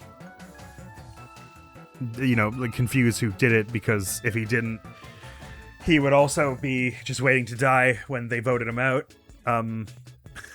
Which to me undercuts the heroic act we're meant to assume he's taken pretty hugely. It's not that there's like no heroism or like good thought there. It just feels a little like, so he killed Nekomaru to not be a hypocrite? It's still probably my favorite motive in the game, because at least there's like a little bit of like intrigue and mystery still about as to like his feelings when he did it, but it doesn't really strike that emotional chord in me, I guess, where I'm like, oh, man, that Gundam really was good at heart. I'm just like, oh, he's a bit weird, huh? But I guess thanks for what you were trying to do. It's kind of how I end up feeling with both of them. Chapter 5, Nagito, man.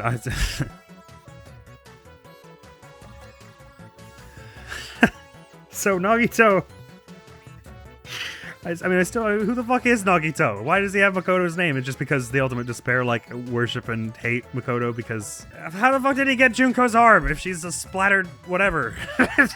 Who is this guy? It's kind of interesting to debate his philosophy because it's just so, like, inherently bullshit. The founding principles of it are based in despair, essentially, which is that the despair of the reserve course crew, where it's like, people who have natural talent are always going to be important in this world, and the people who don't always aren't. So they're just objectively better than you, and that's what life is about. Nagito, so I think we're saying because he was part of the ultimate despair, this whole hope fetish of his is what he was like before that, which is why it was so easy to turn, because it's total nonsense. I think the thing is, I wish I was convinced by him a bit more, but most of what he says is just so nonsensical that I'm not like, oh, there's a nugget of truth to that it makes this kind of chilling, like a revelation. I'm just like, what a fucking weirdo. What a sexy weirdo. So basically his thing is, if you're born with talent, you kick ass, you represent what hope for the future is. And if you don't, you suck, and you should just get out of the way and sacrifice yourself to let those who are talented move forward. But this is obviously instantly, like, any credibility you would have in that the idea that he believes that, like, to his core, is instantly thrown out the window by the fact that he doesn't listen to what the people who have talents say at all. They're like, that's not okay. You can't hurt people's friends just to try and make us stronger. And he's like, no, I know better than you. And it's like, well then... What the hell is your worldview exactly? I thought the whole thing was that people who represent the ultimate hope know better.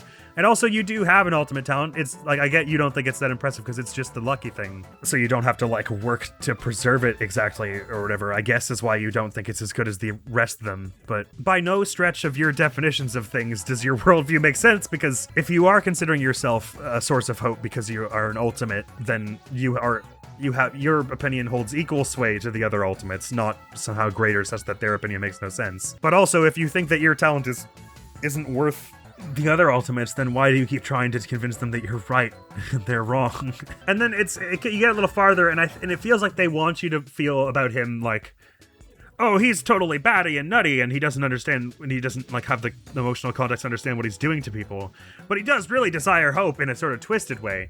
But then that's not true either, because like he himself recognizes by chapter 3 that these trials somehow aiding hope is utter bullshit, because he's like, hey, wait a minute, this was a killing done by someone who didn't have hope. They had despair, and that's what the people who are in all these killings are ending up like. I don't like you anymore, Monokuma. I can't forgive this. I'll never let one of these trials happen again because that's dumb and I want hope. And you're like, oh, finally this guy's seeing reason. And in chapter 4, he's like, right on! This trial kicks ass! But then right before he goes in, he's all like, wait a minute, killing isn't hope. And then he's like, yeah, it is! Let's do it! And then, because of the thing, we're saying that he learned that they all used to be ultimate despair. So he's like, actually, I hate you all, and none of you are hope, and you should all die, including me. And so we're like, oh, so he did actually care about hope enough that he hates despair? And if so, how did Junko brainwash him in the first place? If he would rather die himself than be an agent of despair? Is this man changing, or does he never say the same thing twice? And I genuinely cannot tell if it's meant to be like, you're supposed to go, oh, I see, this guy is nuts, but he's got some principles, or be like, oh my god, this guy's scary because he has no principles. I don't get it, him. No, nor do I understand why they're like, his name's an anagram of Makoto, and he has looks like Makoto and has Makoto's voice. What I thought they were going to get at earlier is that either because it's a computer simulation, this is like a twisted mockery of Makoto. Like, this is what your hope looks like. Your hope makes you crazy. And it's just like a vengeance thing from the ultimate despair in Junko or whatever. But apparently he was real and just was that. I don't know why he and Izuru were in the same car and no one else was. Anyway, so I don't get that character. I get that he's kind of like I was more into it in chapter 1 and 2 where it's like, oh, this is our student villain, he's just an agent of chaos who represents like a negative extreme of Makoto. But then they're like, he's not Makoto, he doesn't believe in this hope thing actually, but yes he does, but he also doesn't like killing, but he loves killing. But the ultimate despair thing, he hates ultimate despair, but he was them and he joined them, but he would never join them and would rather die. Do you get him yet? I'm like, no, I don't. And so his plan was make Chiaki the only one who survives because she's the only one who's part of the simulations. This would kill all the ultimate despair humans rather than give them a chance for a future, because he doesn't actually really believe in that stuff. But then they're all like, he got to another stage before them, which I guess they're just referring to the secret Monokuma chose to give him for some reason. Well, because she... You know what? That doesn't make a goddamn bit of sense, because they're all like, well, she couldn't kill them all. At first, they're like, Junko couldn't kill them all because the regulations. And then, obviously, that doesn't make any sense because she broke the regulations a million times and also could have just added a regulation. All students are violating the regulation. Like, if she can add regulations, she can do anything. So she could have killed them anytime she wanted, but was choosing not to. And we later were like, well, that's because she wanted to lure the Future Foundation there so that she could trap them in the simulation and take over the body, whatever she wanted to do. I still don't really care. But she was going to entertain Nagito killing them all, at which point there's no reason for the Future Foundation to go into the simulation because they no longer have 8 people to do the shutdown sequence. So that is what she wanted to lure the Future Foundation there, or no? Because it doesn't sound like it, considering she was the one who basically orchestrated Nagito to do all that by giving him extra information that he and everyone else was ultimate despair. Anyway, Chiaki, so then he gets Chiaki that way, which again shouldn't, because she didn't know that she was... It's the one who set it up who is to blame if chapter 4 is to be believed, and so that shouldn't... Nagito is also the black end, and Chiaki should be fine. But whatever, Chiaki gets executed, which... I like Chiaki a lot. I didn't really feel like she had an arc either. There wasn't anything that was significantly changing or growing about her that whole time. We kind of try to stuff something in and be like, she defied her programming in the end because she cares so much, and we're like, oh, it's a robot learning to love and breaking out of its programming completely against the logic that we provided, but look, it's just a nice, sweet thing, so believe us, okay? Please. So I guess it's that Chiaki... It's Chiaki growing to love everyone, but she already has a clear love of everyone from the start because she's just the best. I didn't really feel like she was growing closer to them the whole time. Maybe I was supposed to like hang out with her as Hajime more to understand that growth, but I didn't really clock it. She's just kind of starts the best and is the best the whole way through. Then moving on to chapter 6, no one dies there, so I already talked about Fihigo's arc a bit. Kazuichi, if he has an arc, I don't really know what it is. They start out with him being... They keep talking about him being carefree, which I don't know why they say those words. That's not how I would describe him at all. All he does is panic and freak out, and then when he regains his composure, just like tries to harass people. Oh, there was the one time he made a mini Maru for Akane, Anyway, I mean, my obvious bias, distaste for him aside, I didn't really feel like I was noticing a strong arc with him. I think I said early on, I was like, oh, this guy's got to die in like chapter 1 or something. I saw him and Mihiro and I was like, well, they feel like too basic to make it to the end. Like, this game would pick someone more interesting, I would hope. Oh, how naive I was. Sonia, so again, I was obviously sus of her the entire game because she had, they did the same thing as in Danganronpa 1. They gave her, like, the look of Junko and the colors of Monokuma. So obviously my alarm bells instantly went off. But then also there's this, like, weird regularity with which at the end of every trial she goes, but then what was all that time we spent together in a way that is, like, specifically verbatim the same words each time, I think. That is so, it seems so deliberate and sus, and I have no idea why it's done now. Because if you wanted to get at that, it was an emotional moment for her grappling with that idea each time, you would surely vary the way she says it each time, right? Doing it this way feels pointed. Again, it feels like a clue toward the solution to a mystery, and it just isn't anything. They just, like, didn't write more than one line for her to explain her feelings on that. I guess that's kind of where her arc lies, if there is one, that she's like, she ends up with this whole to go to the future is to honor those and honor the time I spent with those who have passed. I guess that's something like an arc there. Who else was alive? Akane, I guess. She tries to punch the invincible bear, knowing that this will result in her execution. When it doesn't and it gets Nekomaru hurt instead, I didn't really feel like she got too much more measured. I mean, it definitely hurt her and, like, had an emotional impact on her, but I didn't really feel like, I guess maybe toward the end, when she agrees to do the shutdown and, like, we're saying that it follows with her development with Nekomaru's relationship because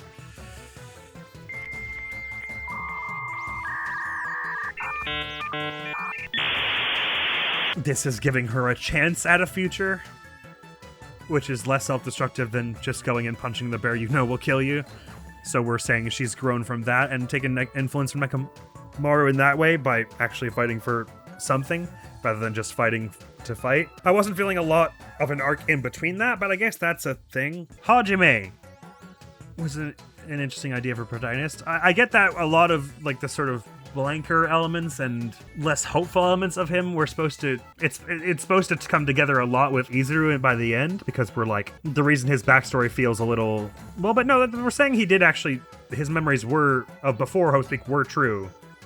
It's just that he then got implanted with the Hope Cultivation plan or whatever to turn him into Izuru. I don't know. I certainly didn't connect with him emotionally in the same way I did with Makoto, nor connect with him at all really as fast as I did with Makoto. Like, in the first 10 minutes, I felt like I had a stronger bond with Makoto and his emotional trajectory than I ever felt with Hajime. And it's not that I, like, disliked him really, although I did feel like he was just a bit cranky and, like, rude ass to people sometimes. I get you don't want to just have a repeat of Makoto where he's just like this sweet, huggable little fluffy bunny of a character. You don't want the pregnancy to just be Makoto again. But I definitely didn't feel the same sort of, like, kinship with him that I did with Makoto, and I wasn't feeling in the trials like by chapter 3 of Danganronpa 1, I felt like it's weird that people are not nicer to Makoto since he's, like, saving their ass at every turn. He and Kyoko. I mean, mostly Kyoko, but him a fair bit too. And in this game, I kind of felt the opposite. I was like, it's weird that people are saying they're getting closer with Hajime when I don't feel like he's had a moment to really, like, emotionally connect with any of them in the trials or anything. It's another situation where I feel like, in spite of always blaming everyone and hurling accusations at each other, I'm supposed to feel more humanity coming from them, because by the time we get to the point where we're supposed to accuse the killer, he goes, I'd really rather not accuse you, sorry about this. It's like, well, okay, but you're saying that because you'd rather not condemn them to death, which is a pretty normal response. I'd be actually really concerned if you didn't say that. I don't think this is like the momentous hero moment that defines Hajime as a character that it could have been. In the same way that in the way that Makoto, it felt a lot more like a concerted decision to be like, I'm actively fleeing from the possibility that Sayaka could have been the killer, because Sayaka's a good person and good people wouldn't do that. But his hope for Sayaka being a good person and like absolving her name and getting restored and, you know, getting justice for her is what pushes him forward to that awful truth that she was in fact planning to kill a guy. It's not that I hate how they did Hajime exactly, because I mean, he feels like a normal in a lot of ways. There are a lot of ways he feels like a normal guy, and that mostly he's doing this because he's just like, I want this to be over with, which hard saying, buddy. I was feeling that for a lot of this, but it did feel like I want this to be over with was a lot more of the feeling he had than I want to do right by the people who have died for a lot of the game. That was kind of what I was feeling. The twist with him being Izuru, I suppose, is I like it. I wish chapters 5 and 6 had been a little shorter, because I kind of came to the conclusion by that point on my own. And again, it's not that I have distaste for when you can predict the turn a story is going to take or anything, but I felt like they slow walked us to it just a little too slow, maybe. And so it didn't really have that impact of like, dun dun dun, you gotta confront the bad things he did or whatever. Granted, I can't really talk against that too much, because I don't really know how I'd fix that. Because if you took away more clues, I would just be like, well, that you just took away foreshadowing to make it more surprising, which is silly. But if you added more clues, it would be more obvious. I don't know what the solution is in the way to pace that, but I felt like I could have had a little something more to it, perhaps. So that was just rerunning through one character one by one and just trying to get a sense of their arc. In most cases, I didn't really get a strong grip on it. To circle back a moment from now, the motives for each thing, because this was something that So the motive for chapter 1, I already covered that a bit with Teratira. I mean, it's just a bit basic for Danganronpa standards, I guess. I didn't really feel like there was it added a lot of richness to his character. They're like, Teratira sucks, and you hate him. And then the reveal is that, yeah, he sucks. And you hate him. But don't worry, he's not in the story anymore. And it's like, well, if that was where that was going to end up in like 10 hours, it almost seems like it wasn't worth having him in at all, doesn't it? Subjecting me to all that shite. The motive for chapter 2, again, because we're kind of, we get to a story that would have been interesting had we seen it. Peko is sacrificing herself and everyone else to get Fuyuhiko out because she cares about him that much, and also she's like honor bound too. And Fuyuhiko is letting it go just because he's indecisive and doesn't want to condemn her, in spite of the fact that she did something condemnable. And so it's their love for each other, however you choose to interpret it, being platonic or romantic or whatever. It doesn't really matter, I guess. That bond, anyway, is the thing that is driving the motive there, but it's muddled by the logic of that case somewhat. Whoever, was it Hajime who said it? Or Makoto? I can't remember now, but whoever said there's no such thing as an answered mystery, God, they were spitting, because I have so many questions about how each chapter went. So focusing on the motive for a moment here, but I'm just dipping into the logic to refine my feelings. So we're like, the two forged notes for Mahiro and Hiyoko were Peko's because they had the same handwriting, right? The note that was sent to Mahiro that had the photo of Fuyuhiko's little sister in it, that said like, I'll kill you if you don't explain this, or I'll kill you, or whatever it said, right? Had the same handwriting. So I assume they're trying to say Fuyuhiko actually wrote that one, and then Peko tried to do damage control and do all this other stuff to cover for him. But it looks like Peko wrote that too, because it's the same handwriting. And they draw attention to the fact that the other two have the same handwriting. Which means that Peko was the one who wrote that letter, which incriminates the shit out of Fuyuhiko. So, was she trying to protect Fuyuhiko? Because it doesn't seem like it. What were Fuyuhiko and Peko's intentions before Peko jumps in and kills Mahiro? I guess we're saying Fuyuhiko said, you're willing to die for me, right? Come over to the beach house and I'm going to kill Mahiro there and you can watch. But then we're like, Fuyuhiko was conflicted and didn't know if he wanted to kill Mahiro, and then found that he didn't have the guts in the moment. Really? But we're like, but if that's true, why did he kidnap and sedate Hiyoko at that point? Because how are you going to walk back from that? I mean, I guess they were saying, like, you know, he wasn't thinking clearly exactly, but, like, what was the thought process behind kidnapping Hiyoko and sedating her to pin her as the killer if you weren't, like, yet confident you would go through as the killer? And why, God, why did Peko think she could Jedi mind trick Monokuma out of believing she was the killer when she killed Mahiro in front of a security camera? And and if your intention was to get everyone to vote for you, what reason would you have to obfuscate the crime at all? If you were trying to get everyone to vote for you, wouldn't you say, all right, Fuyuhiko, get out of here. And then just stand there with the bloody bat and wait for someone else to show up and then be like, oh no, you caught me. I was just killing my hero. And then they just take you to trial and immediately vote for you? Why would you go to any of the trouble to do any of the other shit? If the intention was to get them to vote for you, why would you obfuscate things?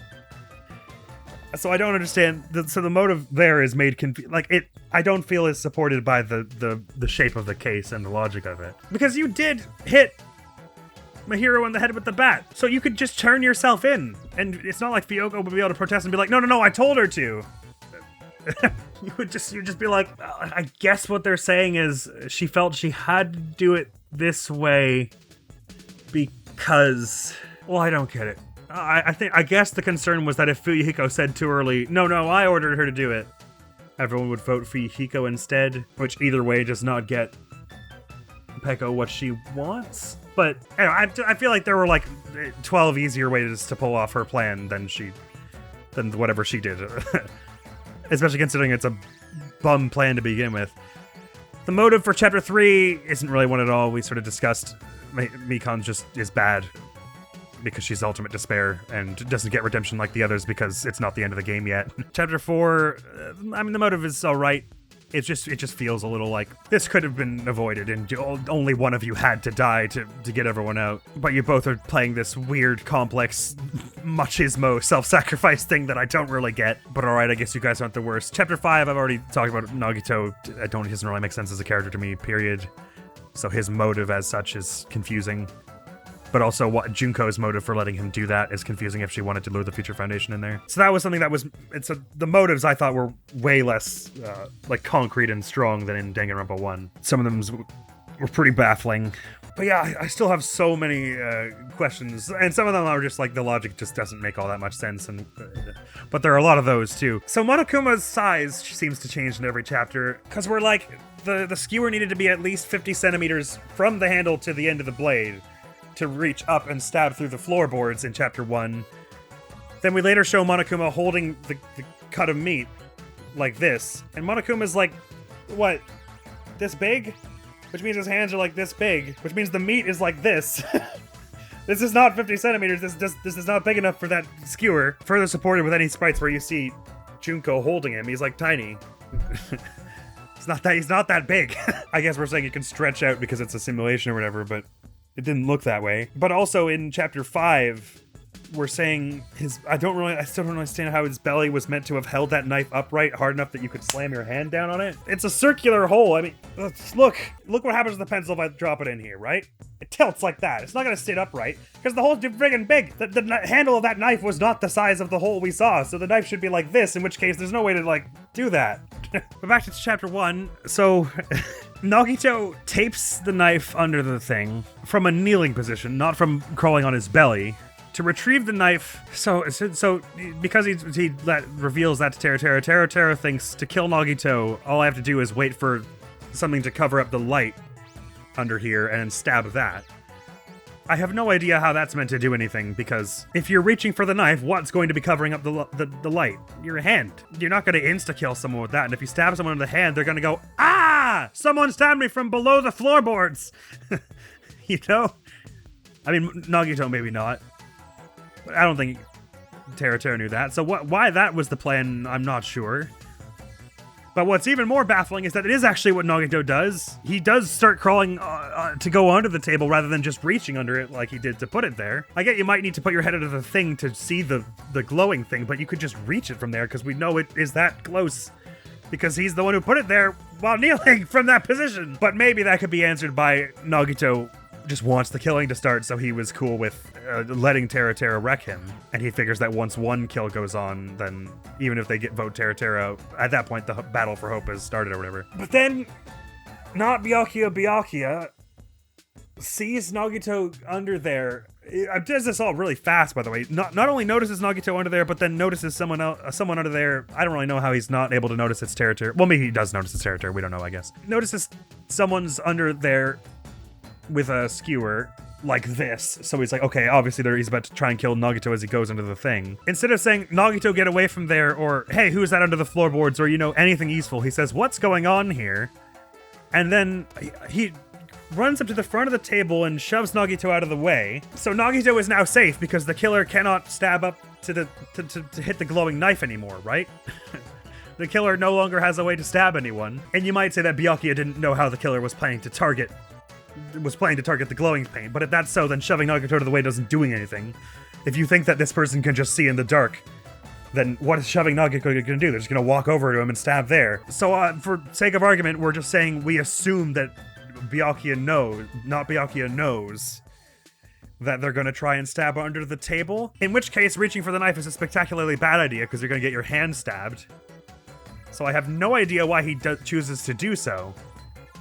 But way more than that, I have no idea why he chooses to back up, go to the left, go to the other side of the table, and then get down on his belly and crawl through? How this stops Nagito, I have no idea, because in that time Nagito would just recover himself and crawl and do it again. Why it would save Nagito anyway when Nagito wasn't about to be stabbed because the killer missed their window, I don't know. What the point of retrieving the knife is at all, I don't understand at that point. And how Pt.ERMINUS managed to stab him, I don't understand either, because I understand if he got his hand when he reached for the knife, but he wouldn't have then known that Byakuya was that way from the knife. He would have thought it was this way, because that's how Nagito said he was going to get the knife.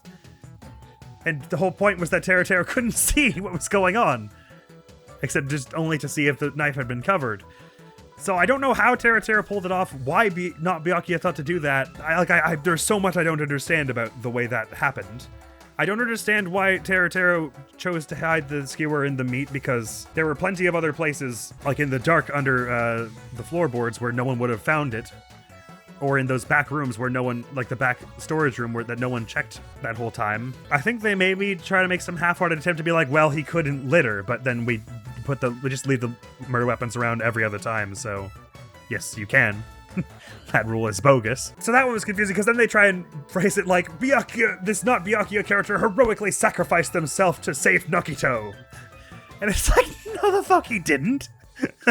That didn't help Nagito at all. Nagito was safe from the moment you threw him away from the only thing that could kill him. And if you didn't think that was going to save Nagito, why would crawling under there yourself? So that was pretty bizarre. Chapter 2. So the motive also, it wasn't just what Peko did, but the motive was also Fuyuhiko's motive to kill Mahiru, which, as I understand it, is as follows. Monokuma prepared an arcade game that might have been something that could have happened. Because he showed us a photograph of Fuyuhiko's dead sister, in spite of the fact that we know he can show us anything he wants, because he showed us Usami made a chicken turn into a cow. We know nothing we see is real. I thought.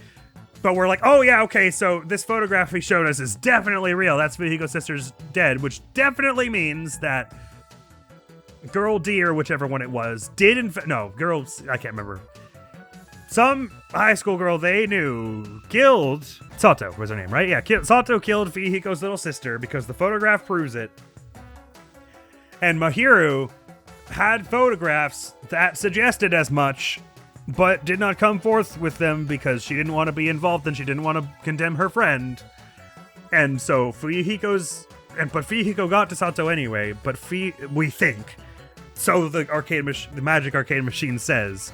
So if I understand correctly, Fuyuhiko's anger toward Mahiru is this event that perhaps might have unfolded in such a way that you could have resolved it an hour earlier than I resolved it. Therefore, I will murder you and everyone else on this island, including Peko, whom I will hours later profess to be the most important thing in my life. From that, I don't understand how Peko was meant to have. I guess we're saying because it's computer simulation, anytime where it's like they found something unusual in the market, like how they found the exact same model of bat that was used to kill Fuyuhiko's sister, or Sato, is also how Peko was able to find a mask of Shining Justice, or whatever it's called. Sparkling Justice. I don't understand how Peko knew to get that mask. I get that she was in the room when Hajime and Sonia were across on the other side discussing the serial killers things, and she says something like, I heard a bit about what you guys were talking about, huh? The serial killers, huh? And so we're supposed to be like, that's how she knew. But that is not enough information to get the exact mask that she got. So what you're saying is before deciding to murder someone and use a mask to pretend she was a serial killer for reasons I still don't understand, because again, you could have just turned yourself in if you wanted everyone to vote for you. She then went back to that library and found a book across all those shelves, and she had like 8 hours to do this, by the way. That was in a language she couldn't read. It was in Spanish or whatever. Navigated to the exact article that they were using, that they happened to be reading, that she saw from across the room, and found a mask that looked like the one in the picture. But how did she even know which article in that book? I don't buy that, anyway. We're pushing the bounds of believability pretty significantly, I think, with saying that Peko, just because she's the bodyguard in the Yakuza, was able to make the exact sedative concoction from the stuff in the pharmacy to knock Kyoko out for just as long as she wanted, like to the minute, which was like 10 minutes before Kazuichi and Hajime end up going to check the beach house. That seems extremely lucky. And again, it's not as though Junko orchestrated this because she wanted the killer to win. If the killer tricks everyone and gets them to vote for someone else and they go free or whatever that means. I mean, obviously Junko doesn't have to actually let them go. That means everyone else gets executed, which means there are no longer enough people to warrant the Future Foundation coming in to try the emergency override. So she doesn't get the Future Foundation in that case. Like Makoto, Byakuya, and Kyoko. So why Junko would ever help the killer by like altering the codes that the sedative works as just as long as Peko needs for this ruse to be carried out, which Peko is choosing to do for some reason I don't understand either. I don't understand how... So we're saying Peko dragged Mahira's body, then was covered in blood, so she got a bunch out of the fridges and poured it on herself in the shower so that it would go down the drain. I don't understand how she got rid of the footprints, the bloody footprints that she would have left going to the vending machine and the shower. You would think that would mean pouring water all over that stuff, in which case it wouldn't have dried by the time Hajime and Kazuichi got there. I guess that's just another situation of Monokuma changed the rules of reality just to help her get away, which is something that Junko would never do.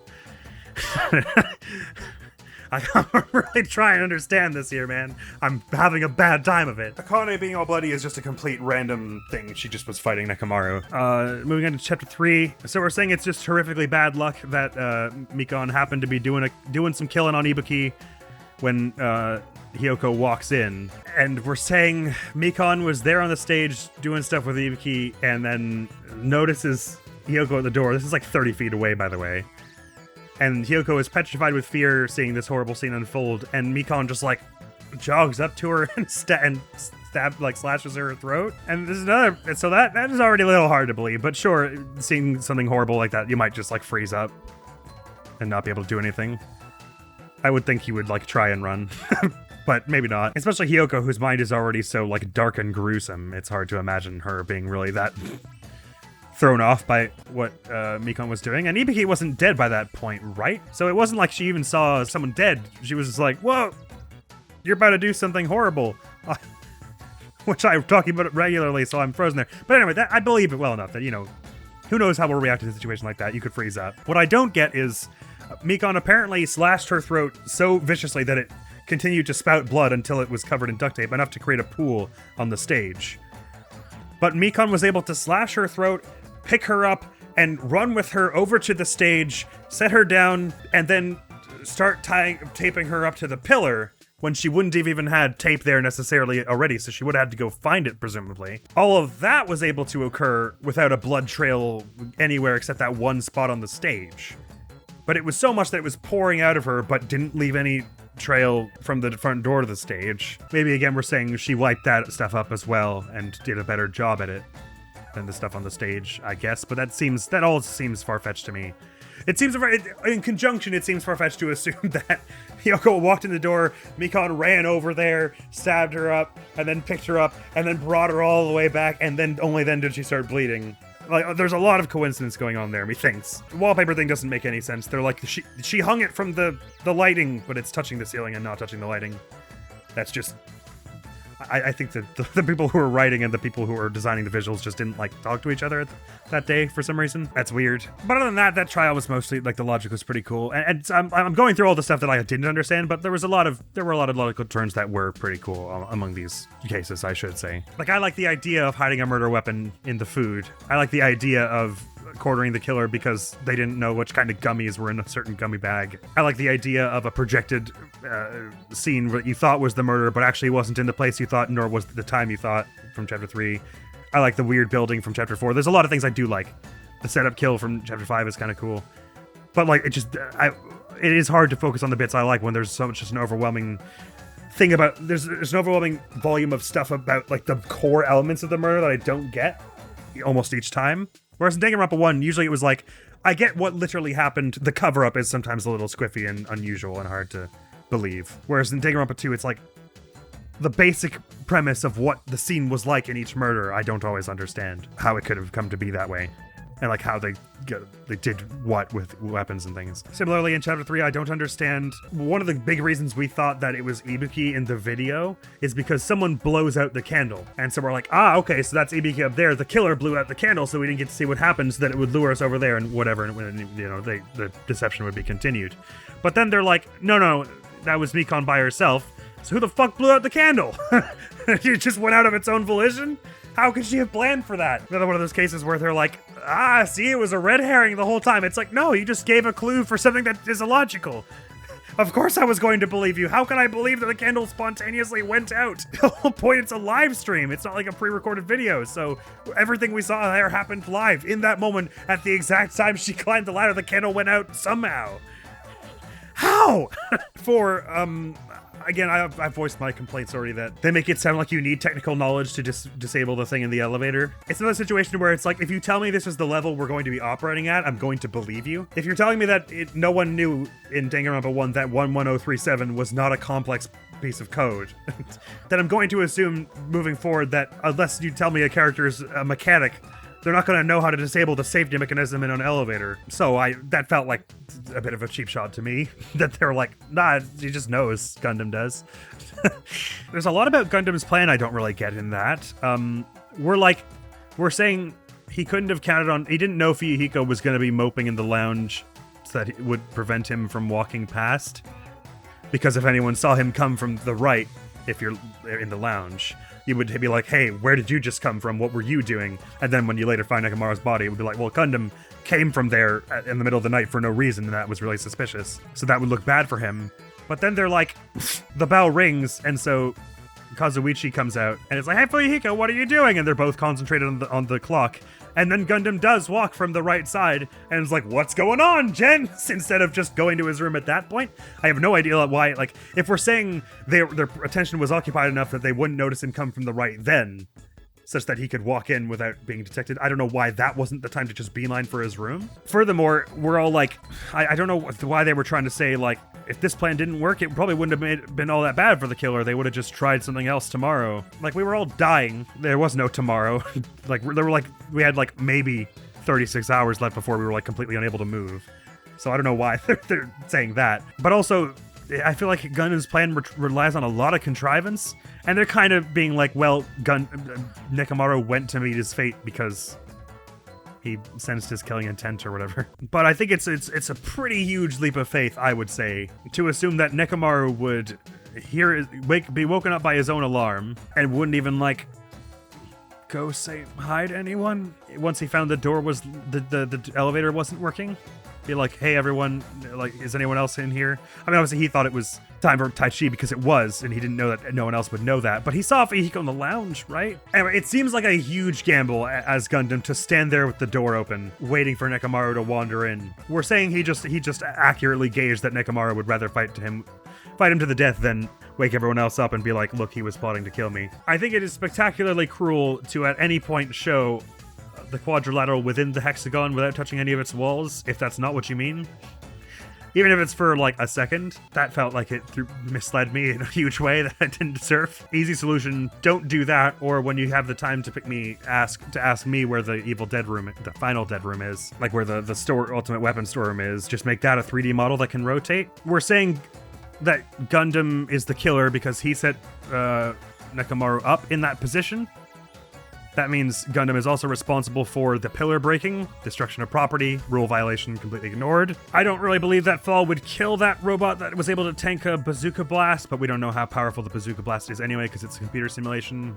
By the way, I don't know how Monokuma missed and hit Nekomaru instead if he controls everything because it's a computer simulation. Like they were just saying he's too fast for eyes at this point because it's a computer simulation.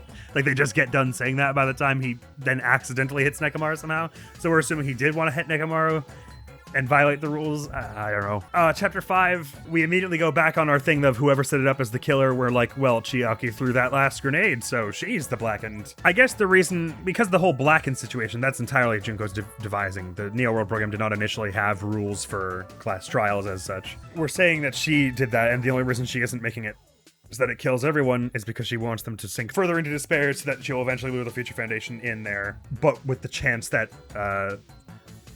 they'll get trapped in there because the humans, the ultimate despair people, won't choose the shutdown. Anyway, Nagito relied on his luck to make sure Chiaki got to be the one to throw the bottle. Makes enough sense within the logic of the game. Oh, by the way, about Chapter 4, the whole thing about like the not hearing it with the soundproof rooms, that makes enough sense. The reason it didn't come to my head as instantly is because everyone who heard the sound described it as, they were like, I thought an earthquake was happening. And I get that Hajime was like, well, he says, I didn't feel the ground rumble, I think is what he says. I didn't realize that meant I didn't feel anything. All I did was hear a sound. So we're certain there was no like physical component to this that was felt. But you have to assume that there was no physical component because that's the only way that the sound makes sense. As the reason that those in the deluxe rooms didn't hear it. Anyway, back to Chapter 5. Blowing up the island with bombs is a rule violation. I have no idea why the regulation even bothers to state this whole thing about this includes the surveillance cameras and monitors. I guess we're saying he had permission, but why? If Junko wouldn't try and kill everyone because that means she doesn't get the Future Foundation. If I'm understanding correctly, the idea is that the killer who is given the reward of being allowed to leave the island, that would mean they would press the graduate button and it would run the graduation program. So I suppose maybe what they're saying is but Junko would have no way of knowing how many people would come to the island to do the shutdown. Well, they said something like she was forcing them to watch, right? So it was just those three, Byakuya, Kyoko, and Makoto she was forcing to watch. So she knew it was 3, so she couldn't drop below 5 students. So what the hell? So I have no idea what the whole destruction of property rule was about if they never once followed it. The only thing I can remember, this time I can remember it being relevant was, and in Chapter 1 sometime, they were like, well, we'll tear apart some of the walls and make a raft. And then Monokuma was like, no. So once again, the regulations are followed so infrequently that I have no idea what they're for. Junko's power of being able to add a rule but not delete one is so vague, because couldn't you just add one that says disregard all other rules? It's still adding another rule, like disregard rules 1 to X. I don't understand. Like I said, I don't know who Nagito is or why he's in this game necessarily, or like literally what he is. I don't understand how any parts of Junko's body were recoverable if she was turned into a fine powder. I don't understand why 11037 is something that Junko doesn't know about. If we're saying it's because the AI was designed before the killing game, how does she know about Makoto surviving it? You know, now that I think about it, I don't actually understand who uploaded the virus either. It's either Nagito or Izuru, I assume, but they didn't really answer that outright. I'm supposed to, like, imagine, but I understand these characters so little that I couldn't begin to. Also, Izuru Kamakura is an experiment done by Host Peak Academy to create, like, the ultimate person who's good at everything, by just, like, excising what they construe as weaknesses and just injecting them of, like, pure talent or whatever. Right? So that they can be like the hope for humanity, like an Uber person. But of course it makes him depressed because they take out everything that makes him human, which is his flawedness. And so he's like, oh, the world's boring, I'm good at everything, everyone should die or whatever. Ends his killing spree, which is, I didn't hate that is what Izuru Kamakura is, because that does fall in line with the theme of the game, and it's like, you're so much more than what you can do exactly. We're not just tools, we're important because we're of our hearts and what our hearts seek and move toward, and the connections we find in each other, rather than just like our weird little abilities and stuff. And it had some synergy with Pekko's thing as well, right? Because it's like her thing about learning too late that she's not just a tool in Fihiko's eyes and everything. But I'm still a little confused about like what literally went on there. So we're saying that what Junko told us about the mass suicide was a lie, and that actually the reserve students were all kidnapped by Hope's Peak Academy to try and turn them into Izuru, but only one survived the testing? Because what the timeline of that is self-contradictory otherwise, I guess. Well, because what they're saying is all of them died but one because Izuru killed those people, and then Junko was like, hey guys, Izuru's bad, revolt. They're treating the Ultimates better than you guys. But then they're saying that Hajime was taken from the reserve department and turned into Izuru. So maybe they're not saying that. I guess they're saying that they just selected Hajime because he admired Hope's Peak the most or whatever, and they only selected Hajime, and he just was their first experiment and worked totally fine. Well, obviously not totally fine. He became horrible, but he was their little secret, so they didn't want to just like get rid of him. But what I mean is he survived the experiment. And then he killed 13 student council members. They tried to cover it up, and so the whole revolt happened because Junko told everyone that Izuru was not part of the reserve department, when in fact it was just Hajime from the reserve department. So a bunch of the reserve department students did become all despairy and then kill a bunch of people and then themselves. And then just arbitrarily the Future Foundation came in and rescued Izuru and the other 14, put them on a boat to Jabberwock Island where the Neo World program was being developed. I don't understand what the whole thing about, like, the bronze statue used to be in the... I don't care what the island used to look like, and I don't know why it should, or why that was ever, like, even brought up at all. If the explanation was just IDK, the Future Foundation lives here. Why did they have to move a building and leave a statue there? And if they didn't, why was that necessary in the program? I don't know why they were trying to make us care about that exactly. Anyway, they thought they could get Izuru back to Hajime and the other 14 back to normal, back to despair if they just put them in the Neo World program.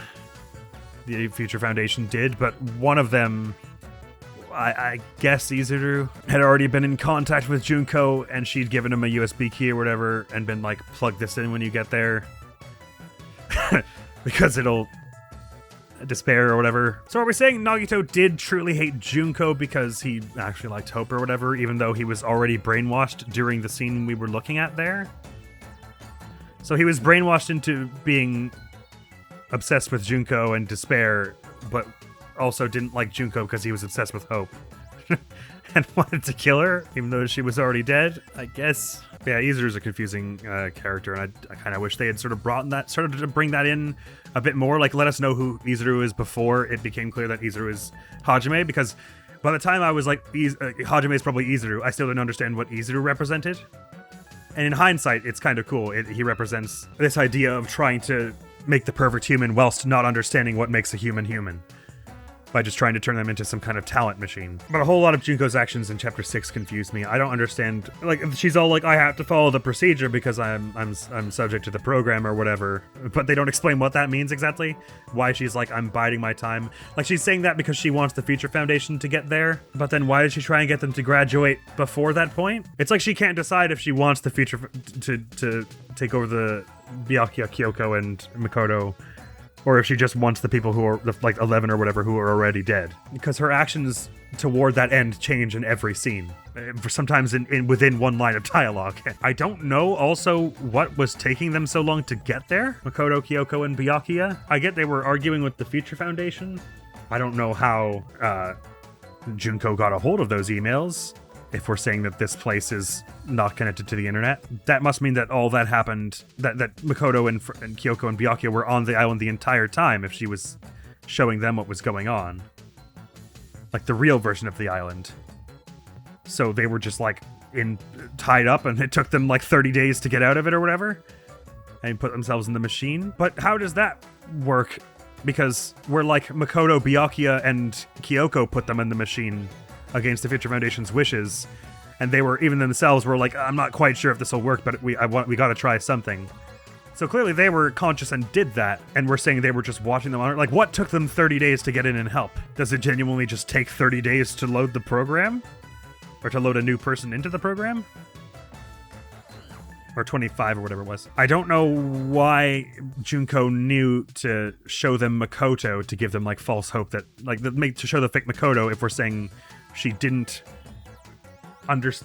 know about the Killing Game, but then she does know about the Killing Game because of the pamphlets and stuff, but doesn't know about 11037. But regardless, she wouldn't necessarily know that Makoto had contacted Hajime and said, I'm gonna be there soon.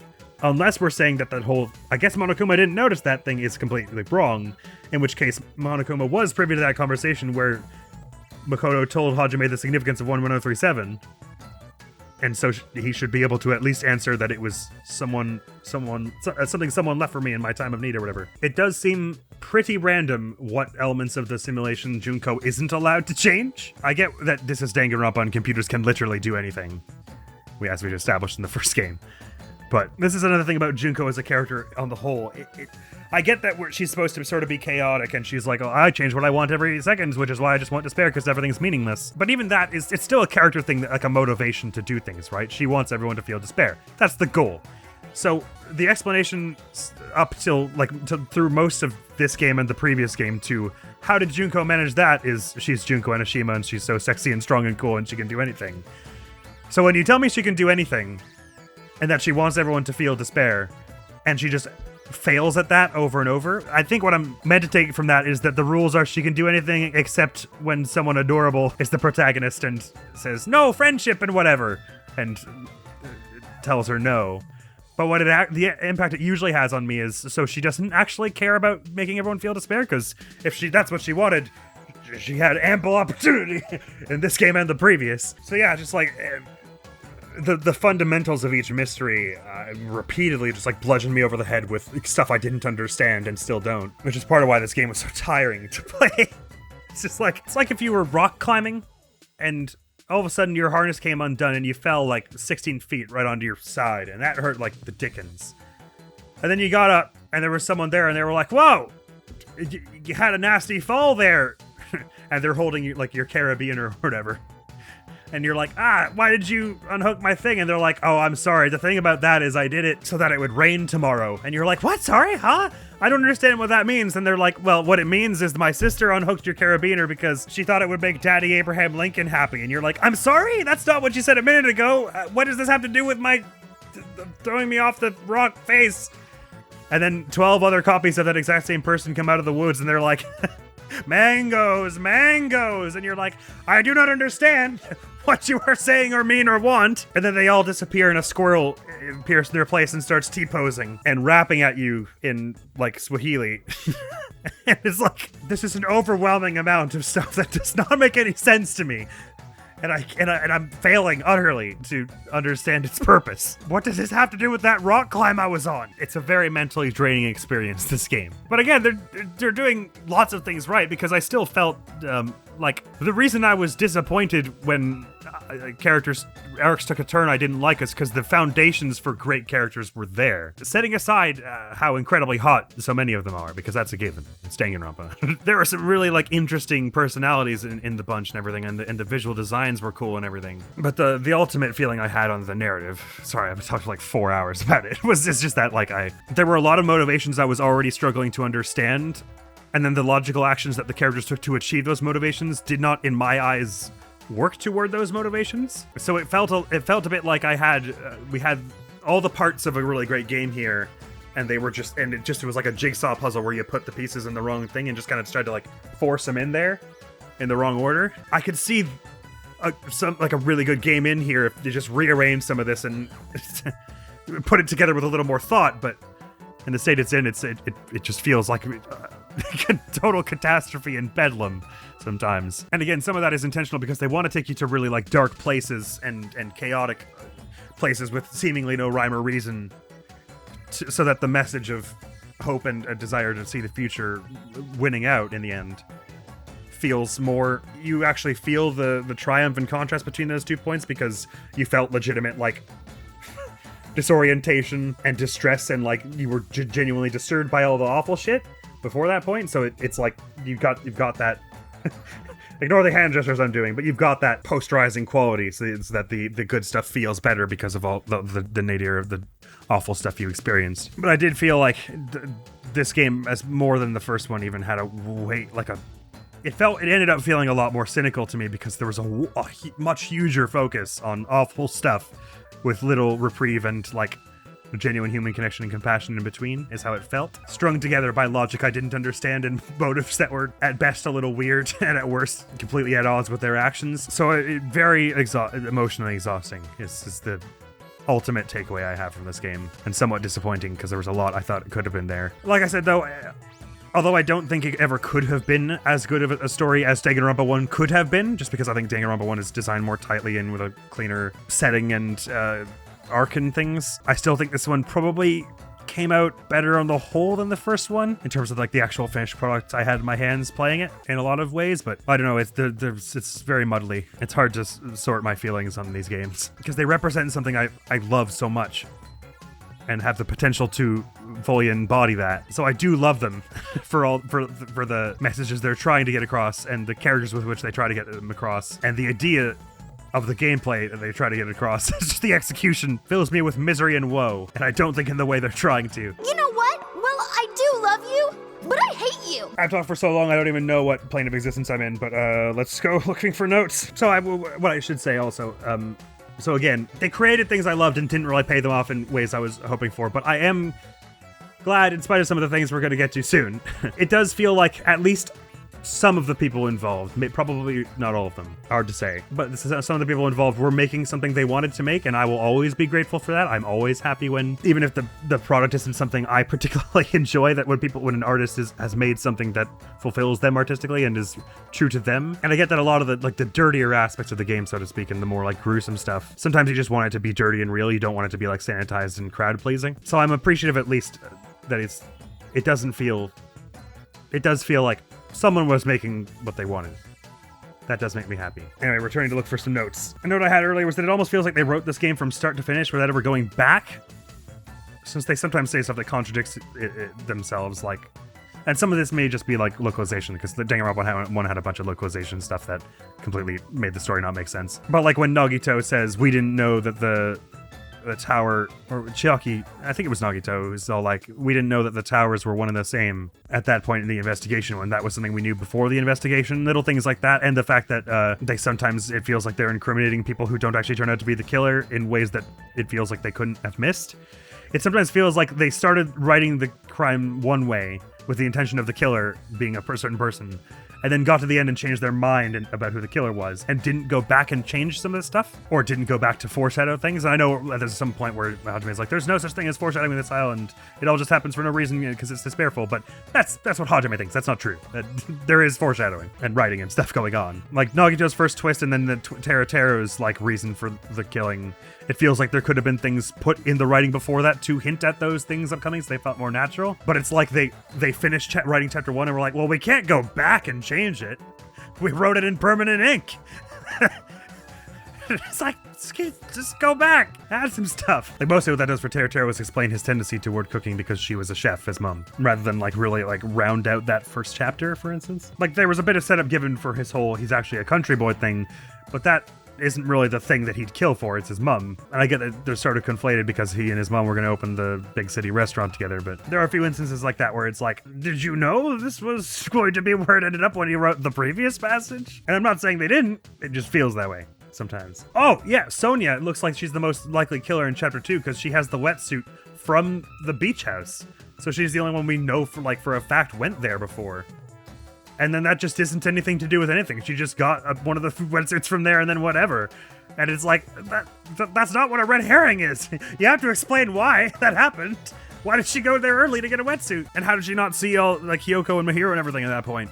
If we're saying she just like got it days ago, then shouldn't we have heard of this or something? Or does it like, shouldn't it at least come up at some point that someone's like, hey, your wetsuit, the wetsuit in there is this, you got it from here. And then have her explain it away by being like, oh no, well I got it a few days ago when we agreed to go to the beach. That's what a red herring is. It's something that looks like it's relevant, but then you find some logical reason for it not to be, but they just never bring it up. Oh, and it was her who organized the meeting at the beach house in the first place.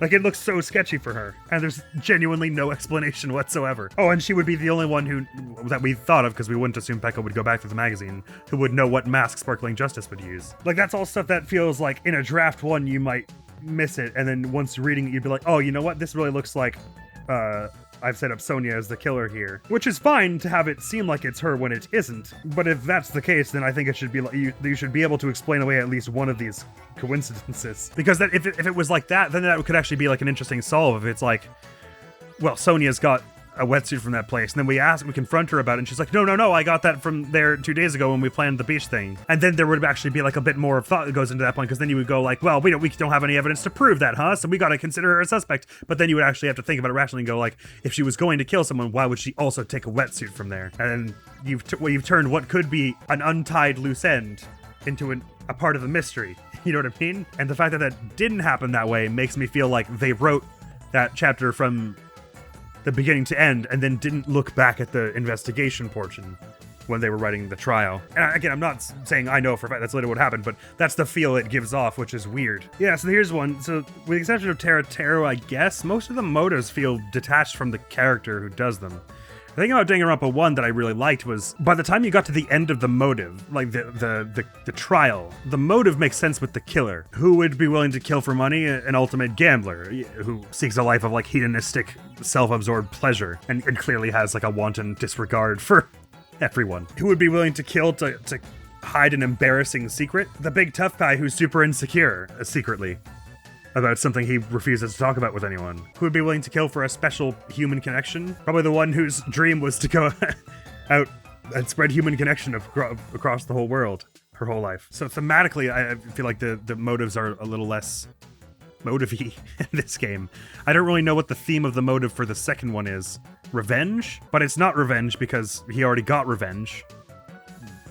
And the one who actually does the killing isn't doing it for revenge. Chapter 3, there's no theme because he just turns her into an ultimate despair. Memories?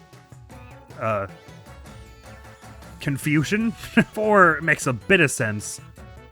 The motive is waning life and getting away from that kind of life. And who would care about that? Someone who nurtures life in others, like an animal raiser vet type. So that holds a little, although it's still a bit confusing, but I felt like that was an aspect Danganronpa 1 excelled in much more. Mondo killing this smaller, less physically intimidating person who has a sturdier moral fiber than him. There's precedent for that because he punches the shit out of Makoto for telling him to calm down in chapter 1. In a sense, I have some respect for making the motives so oblique to anything that like is actually going on in the story, because it makes it feel a little more like arbitrary, and that feeds the whole like randomness, chaos, despair feeling that we're trying to give to Junko. But considering how much of this game is sort of framed like this heart-pounding character drama, could have used more character in some of those moments, I thought. Like I was saying though, there were some really strong moments like the conversation Nagito and Hajime have before they go into Trial 4. I'm blanking on the specifics of it now, but I remember there being some like interesting philosophical back and forth there, even though it's all predicated on like Nagito being an insane nut job, so it falls a little flat. But like there's some interesting words exchanged there, I suppose, that sort of fall in line with the whole, is it okay for us to sacrifice everyone else? Is that hope? Like if we're executing the killer to get ahead, then are we not killing for hope as well? Which of course it's not really, because they're forced into it. It's not, they didn't make the choice, and they're all being forced into it in a sense. So, but that last scene with Chiaki where he asks her what to do, and she says, she gives him all that stuff about it's not about having a talent that you get selected for or anything. Like that's not what living is about, and you should know that by this point. It was cool. I like the idea of them all rebelling by not exactly being like, we have hope it's going to turn out all right, but just, I want to see what happens.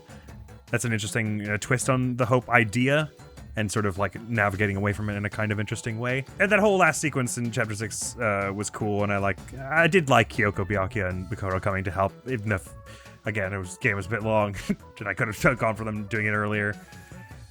And I really wish Byakuya wasn't there also. He would be like my last choice among the other bunch. Makoto, Kyoko, and Hina, that would have been cooler. But I liked the way they sort of fought back and seized upon that idea that Hajime shares with them, that you just got to see it through anyway. Because I think that, I do think that is a good moral place to end up, ultimately. Even if it feels overshadowed by a lot of like the grim stuff they put you through, being like way weighing down the scale way more than than the uplifting stuff. It did go a bit over the top for me. If Danganronpa 1's Chapter 6 felt a little too subdued here and there, this one felt a little too over the top. I didn't really need his eyes to go red and his hair to go all flaming. I didn't hate it, but it took me out of it a little. All right, so we gotta approach uncomfortable rapey stuff in this game. It gives me no pleasure to harp on about it, but it impacts story and gameplay if I can't focus on them because I'm like, ew, what the fuck were they thinking? And I should preface this by saying I have no problem with a sexy joke. No one is more happy to have a sexy joke in a game full of cute anime characters than I. I am saying there's a scale that goes from steamy banter to, uh-oh, that's sexual assault. Those are the two extremes of it. So here in the green is like, that was cute. This is something like, in Deadpool, there's a joke where two of the characters are dating, one of them gets their face disfigured, and then their partner says something to the tune of, your face looks different than what I remember, but in time it's a face I'd be happy to sit on. They have a healthy and storied on-screen sexual history, so even if it's uncomfortable for us, they're dating and they can say whatever they want. That's fine. Up in blue, this is like, yeah, I guess that was fun. Metal Gear Solid 3. There's a joke Snake makes after getting beat up in the hospital. Paramedic came to visit him, and he's all like, ho ho, so I guess you saw me naked. And she goes, well, you're all wrapped up in bandages though, so I couldn't do anything but look. This is maybe a slightly dodgy joke to make that's in a professional setting because they're co-workers, but they're goofy friends who have rich senses of humor. No one seems put off, they're having fun, whatever. Then up into yellow, it's like, that's a little weird, but we're still decidedly on the side of steamy banter. Fireman Three Houses.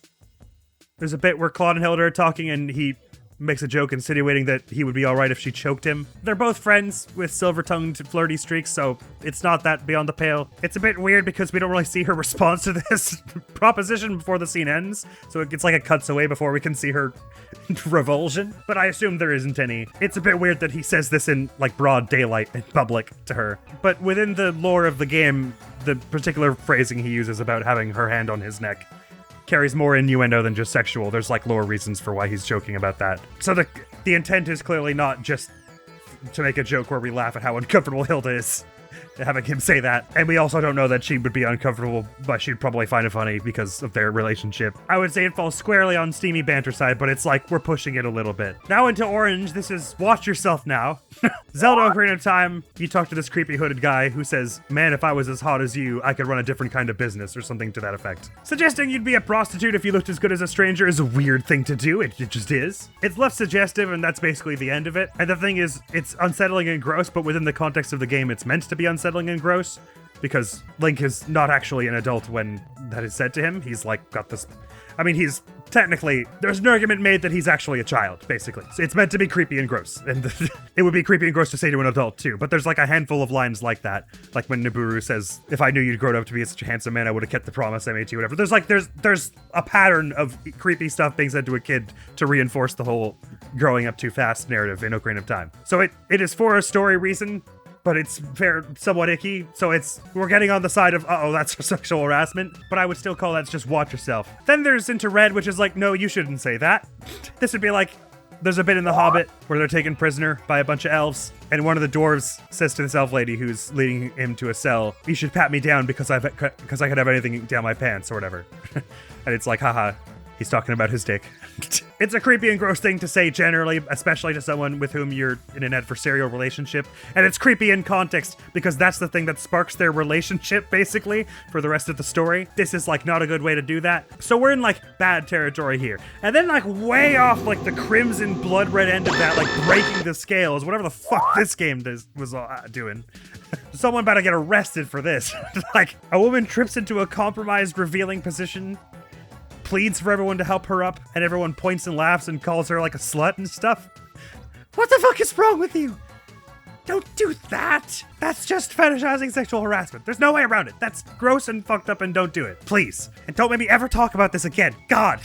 I was obviously passed out during the credits, so I didn't see if they had an HR department in the credits, but God, they better pay them overtime. If that's the kind of like attitude toward what is a funny sexy joke to make that's going on in Spike Chunsoft. Like I'm that legitimately gives me a bit of worry about employees of that company.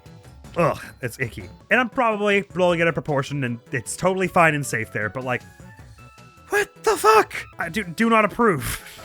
And that would be pretty grotesque and gratuitous. If it were building toward a scene where one of the other characters is like, hey everyone, could you just chill the fuck out and not do that? But it's meant to be funny. It gets played for laughs. Ugh, it just gives me all the icky vibes. I feel like I need to wash my hands. And this game just does many sexy jokes good. They do the good sexy jokes. They can. Like when Nagito's all like, ew, get your gross face away from me. I don't want you anywhere near me when he's got the lying disease on. And even the Nekomaru and Nakane stuff with the massage, it's stupid, but it's not like a straight up assault. It's a little just more like, ew, get a room. So they have the ability. Here's one. The Neo World program was designed by the Future Foundation to rehabilitate people touched by despair, but they don't want to use it on the remnants of despair because they have the despair. What?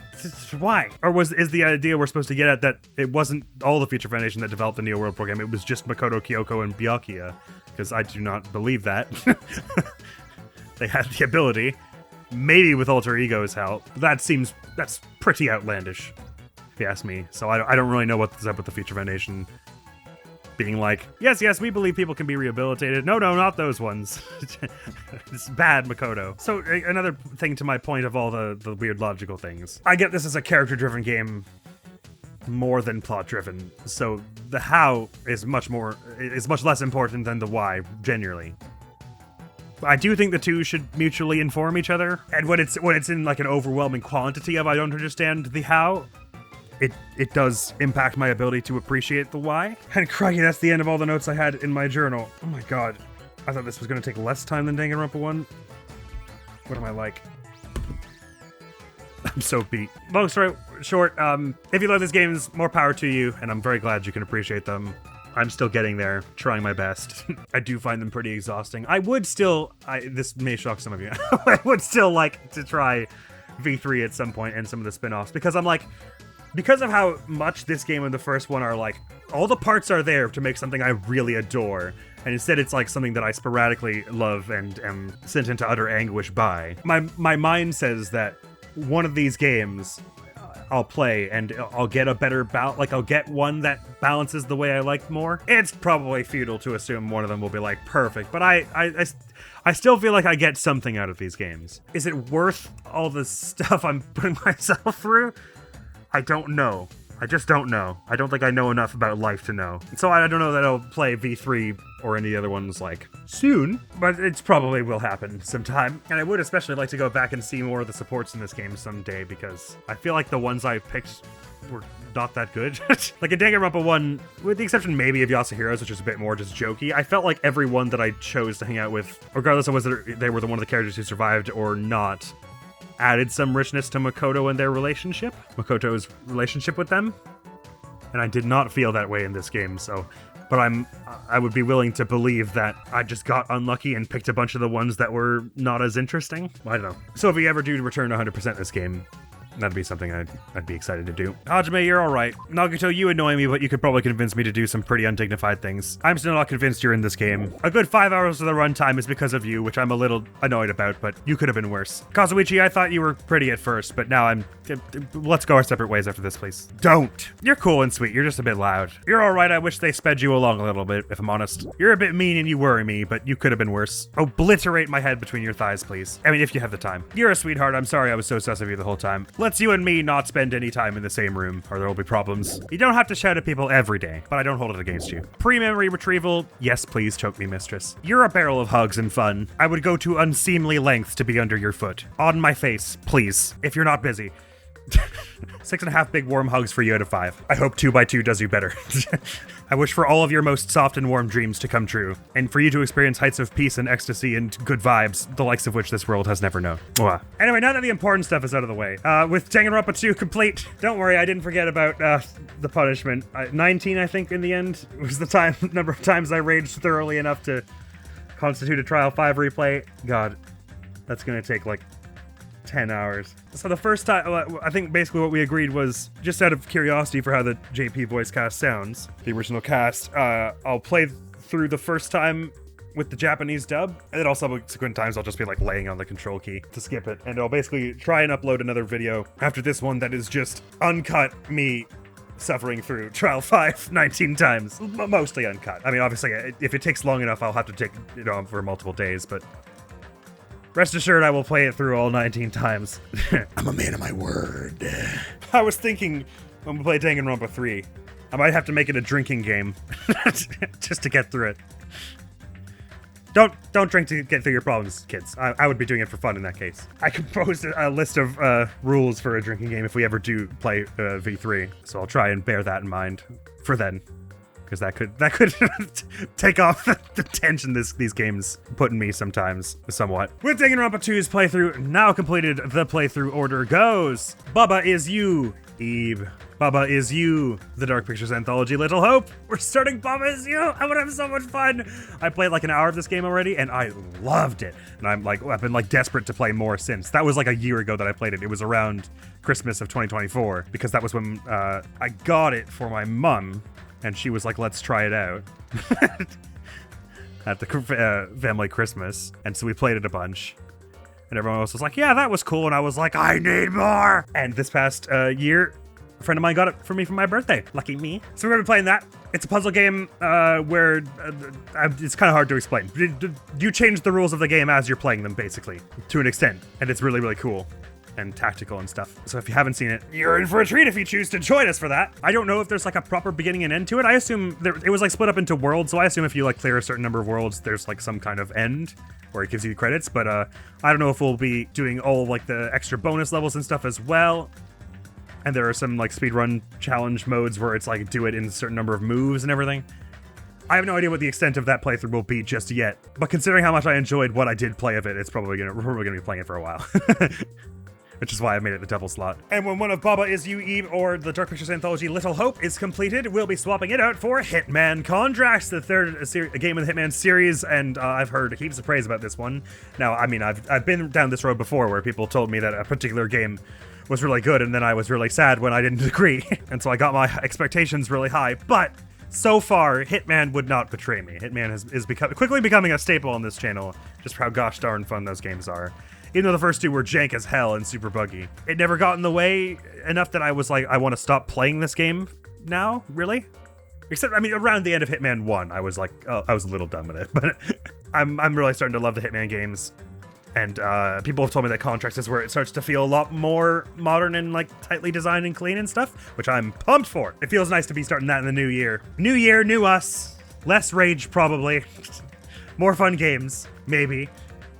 Baba's You and Hitman Contracts, I'm really pumped to start both of them, and Hitman Contracts will probably be starting pretty soon because I'm almost certain that the next of those three games, Baba's You, Eve, and Little Hope, that we'll be completing is Eve, because we already completed like the main story and are just going back for some extra bonus stuff, so we're probably pretty close to the end of that playthrough as well, as I'd imagine. So the next video going on the channel, the next video going on the channel will be the Danganronpa 2 punishment, which I'm going to have to record and edit, and it's going to take forever. But after that, will be the first episode of Baba Is You, followed by the next thing of Little Hope. So that is where we are in that order of things right now. And that, my friends, is all for now. Once again, if you stuck it out to the end of this playthrough, you must have some kind of steel will, man. You must be like the type of person who can like sit and meditate in like an ice cold waterfall in the Fuji mountains for hours, dog, because like this playthrough was a lot. It was. I get that, and I am sorry.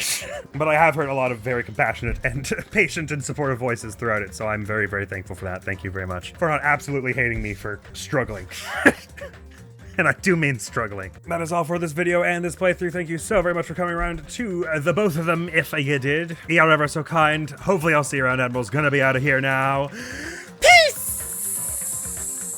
See you later. Goodbye. Echo, say goodbye to the good people. Goodbye, everyone. Until our next rendezvous. My brain may no longer be functional. It may now just be a grain of rice in my head. But it doesn't mean that Admiral's really forgetting how to do my voice. That's fine, though, because I haven't spoken as this character in like 20 hours. But it doesn't mean that I'll give up hope. I will never give up hope, because my young master would never forgive me. I'm sure he would. You don't have to say that, people. I'm sure we would all forgive you if you gave up hope. I mean, you were in a pretty bad situation. Oh, really? Well, thank you. But it would be shame my family and Kazoo to your name if I were to. You don't really have to hang around those guys anymore. They're kind of rude to you, you know? Banish the thought. My honor would not let me stop now. That's fair enough.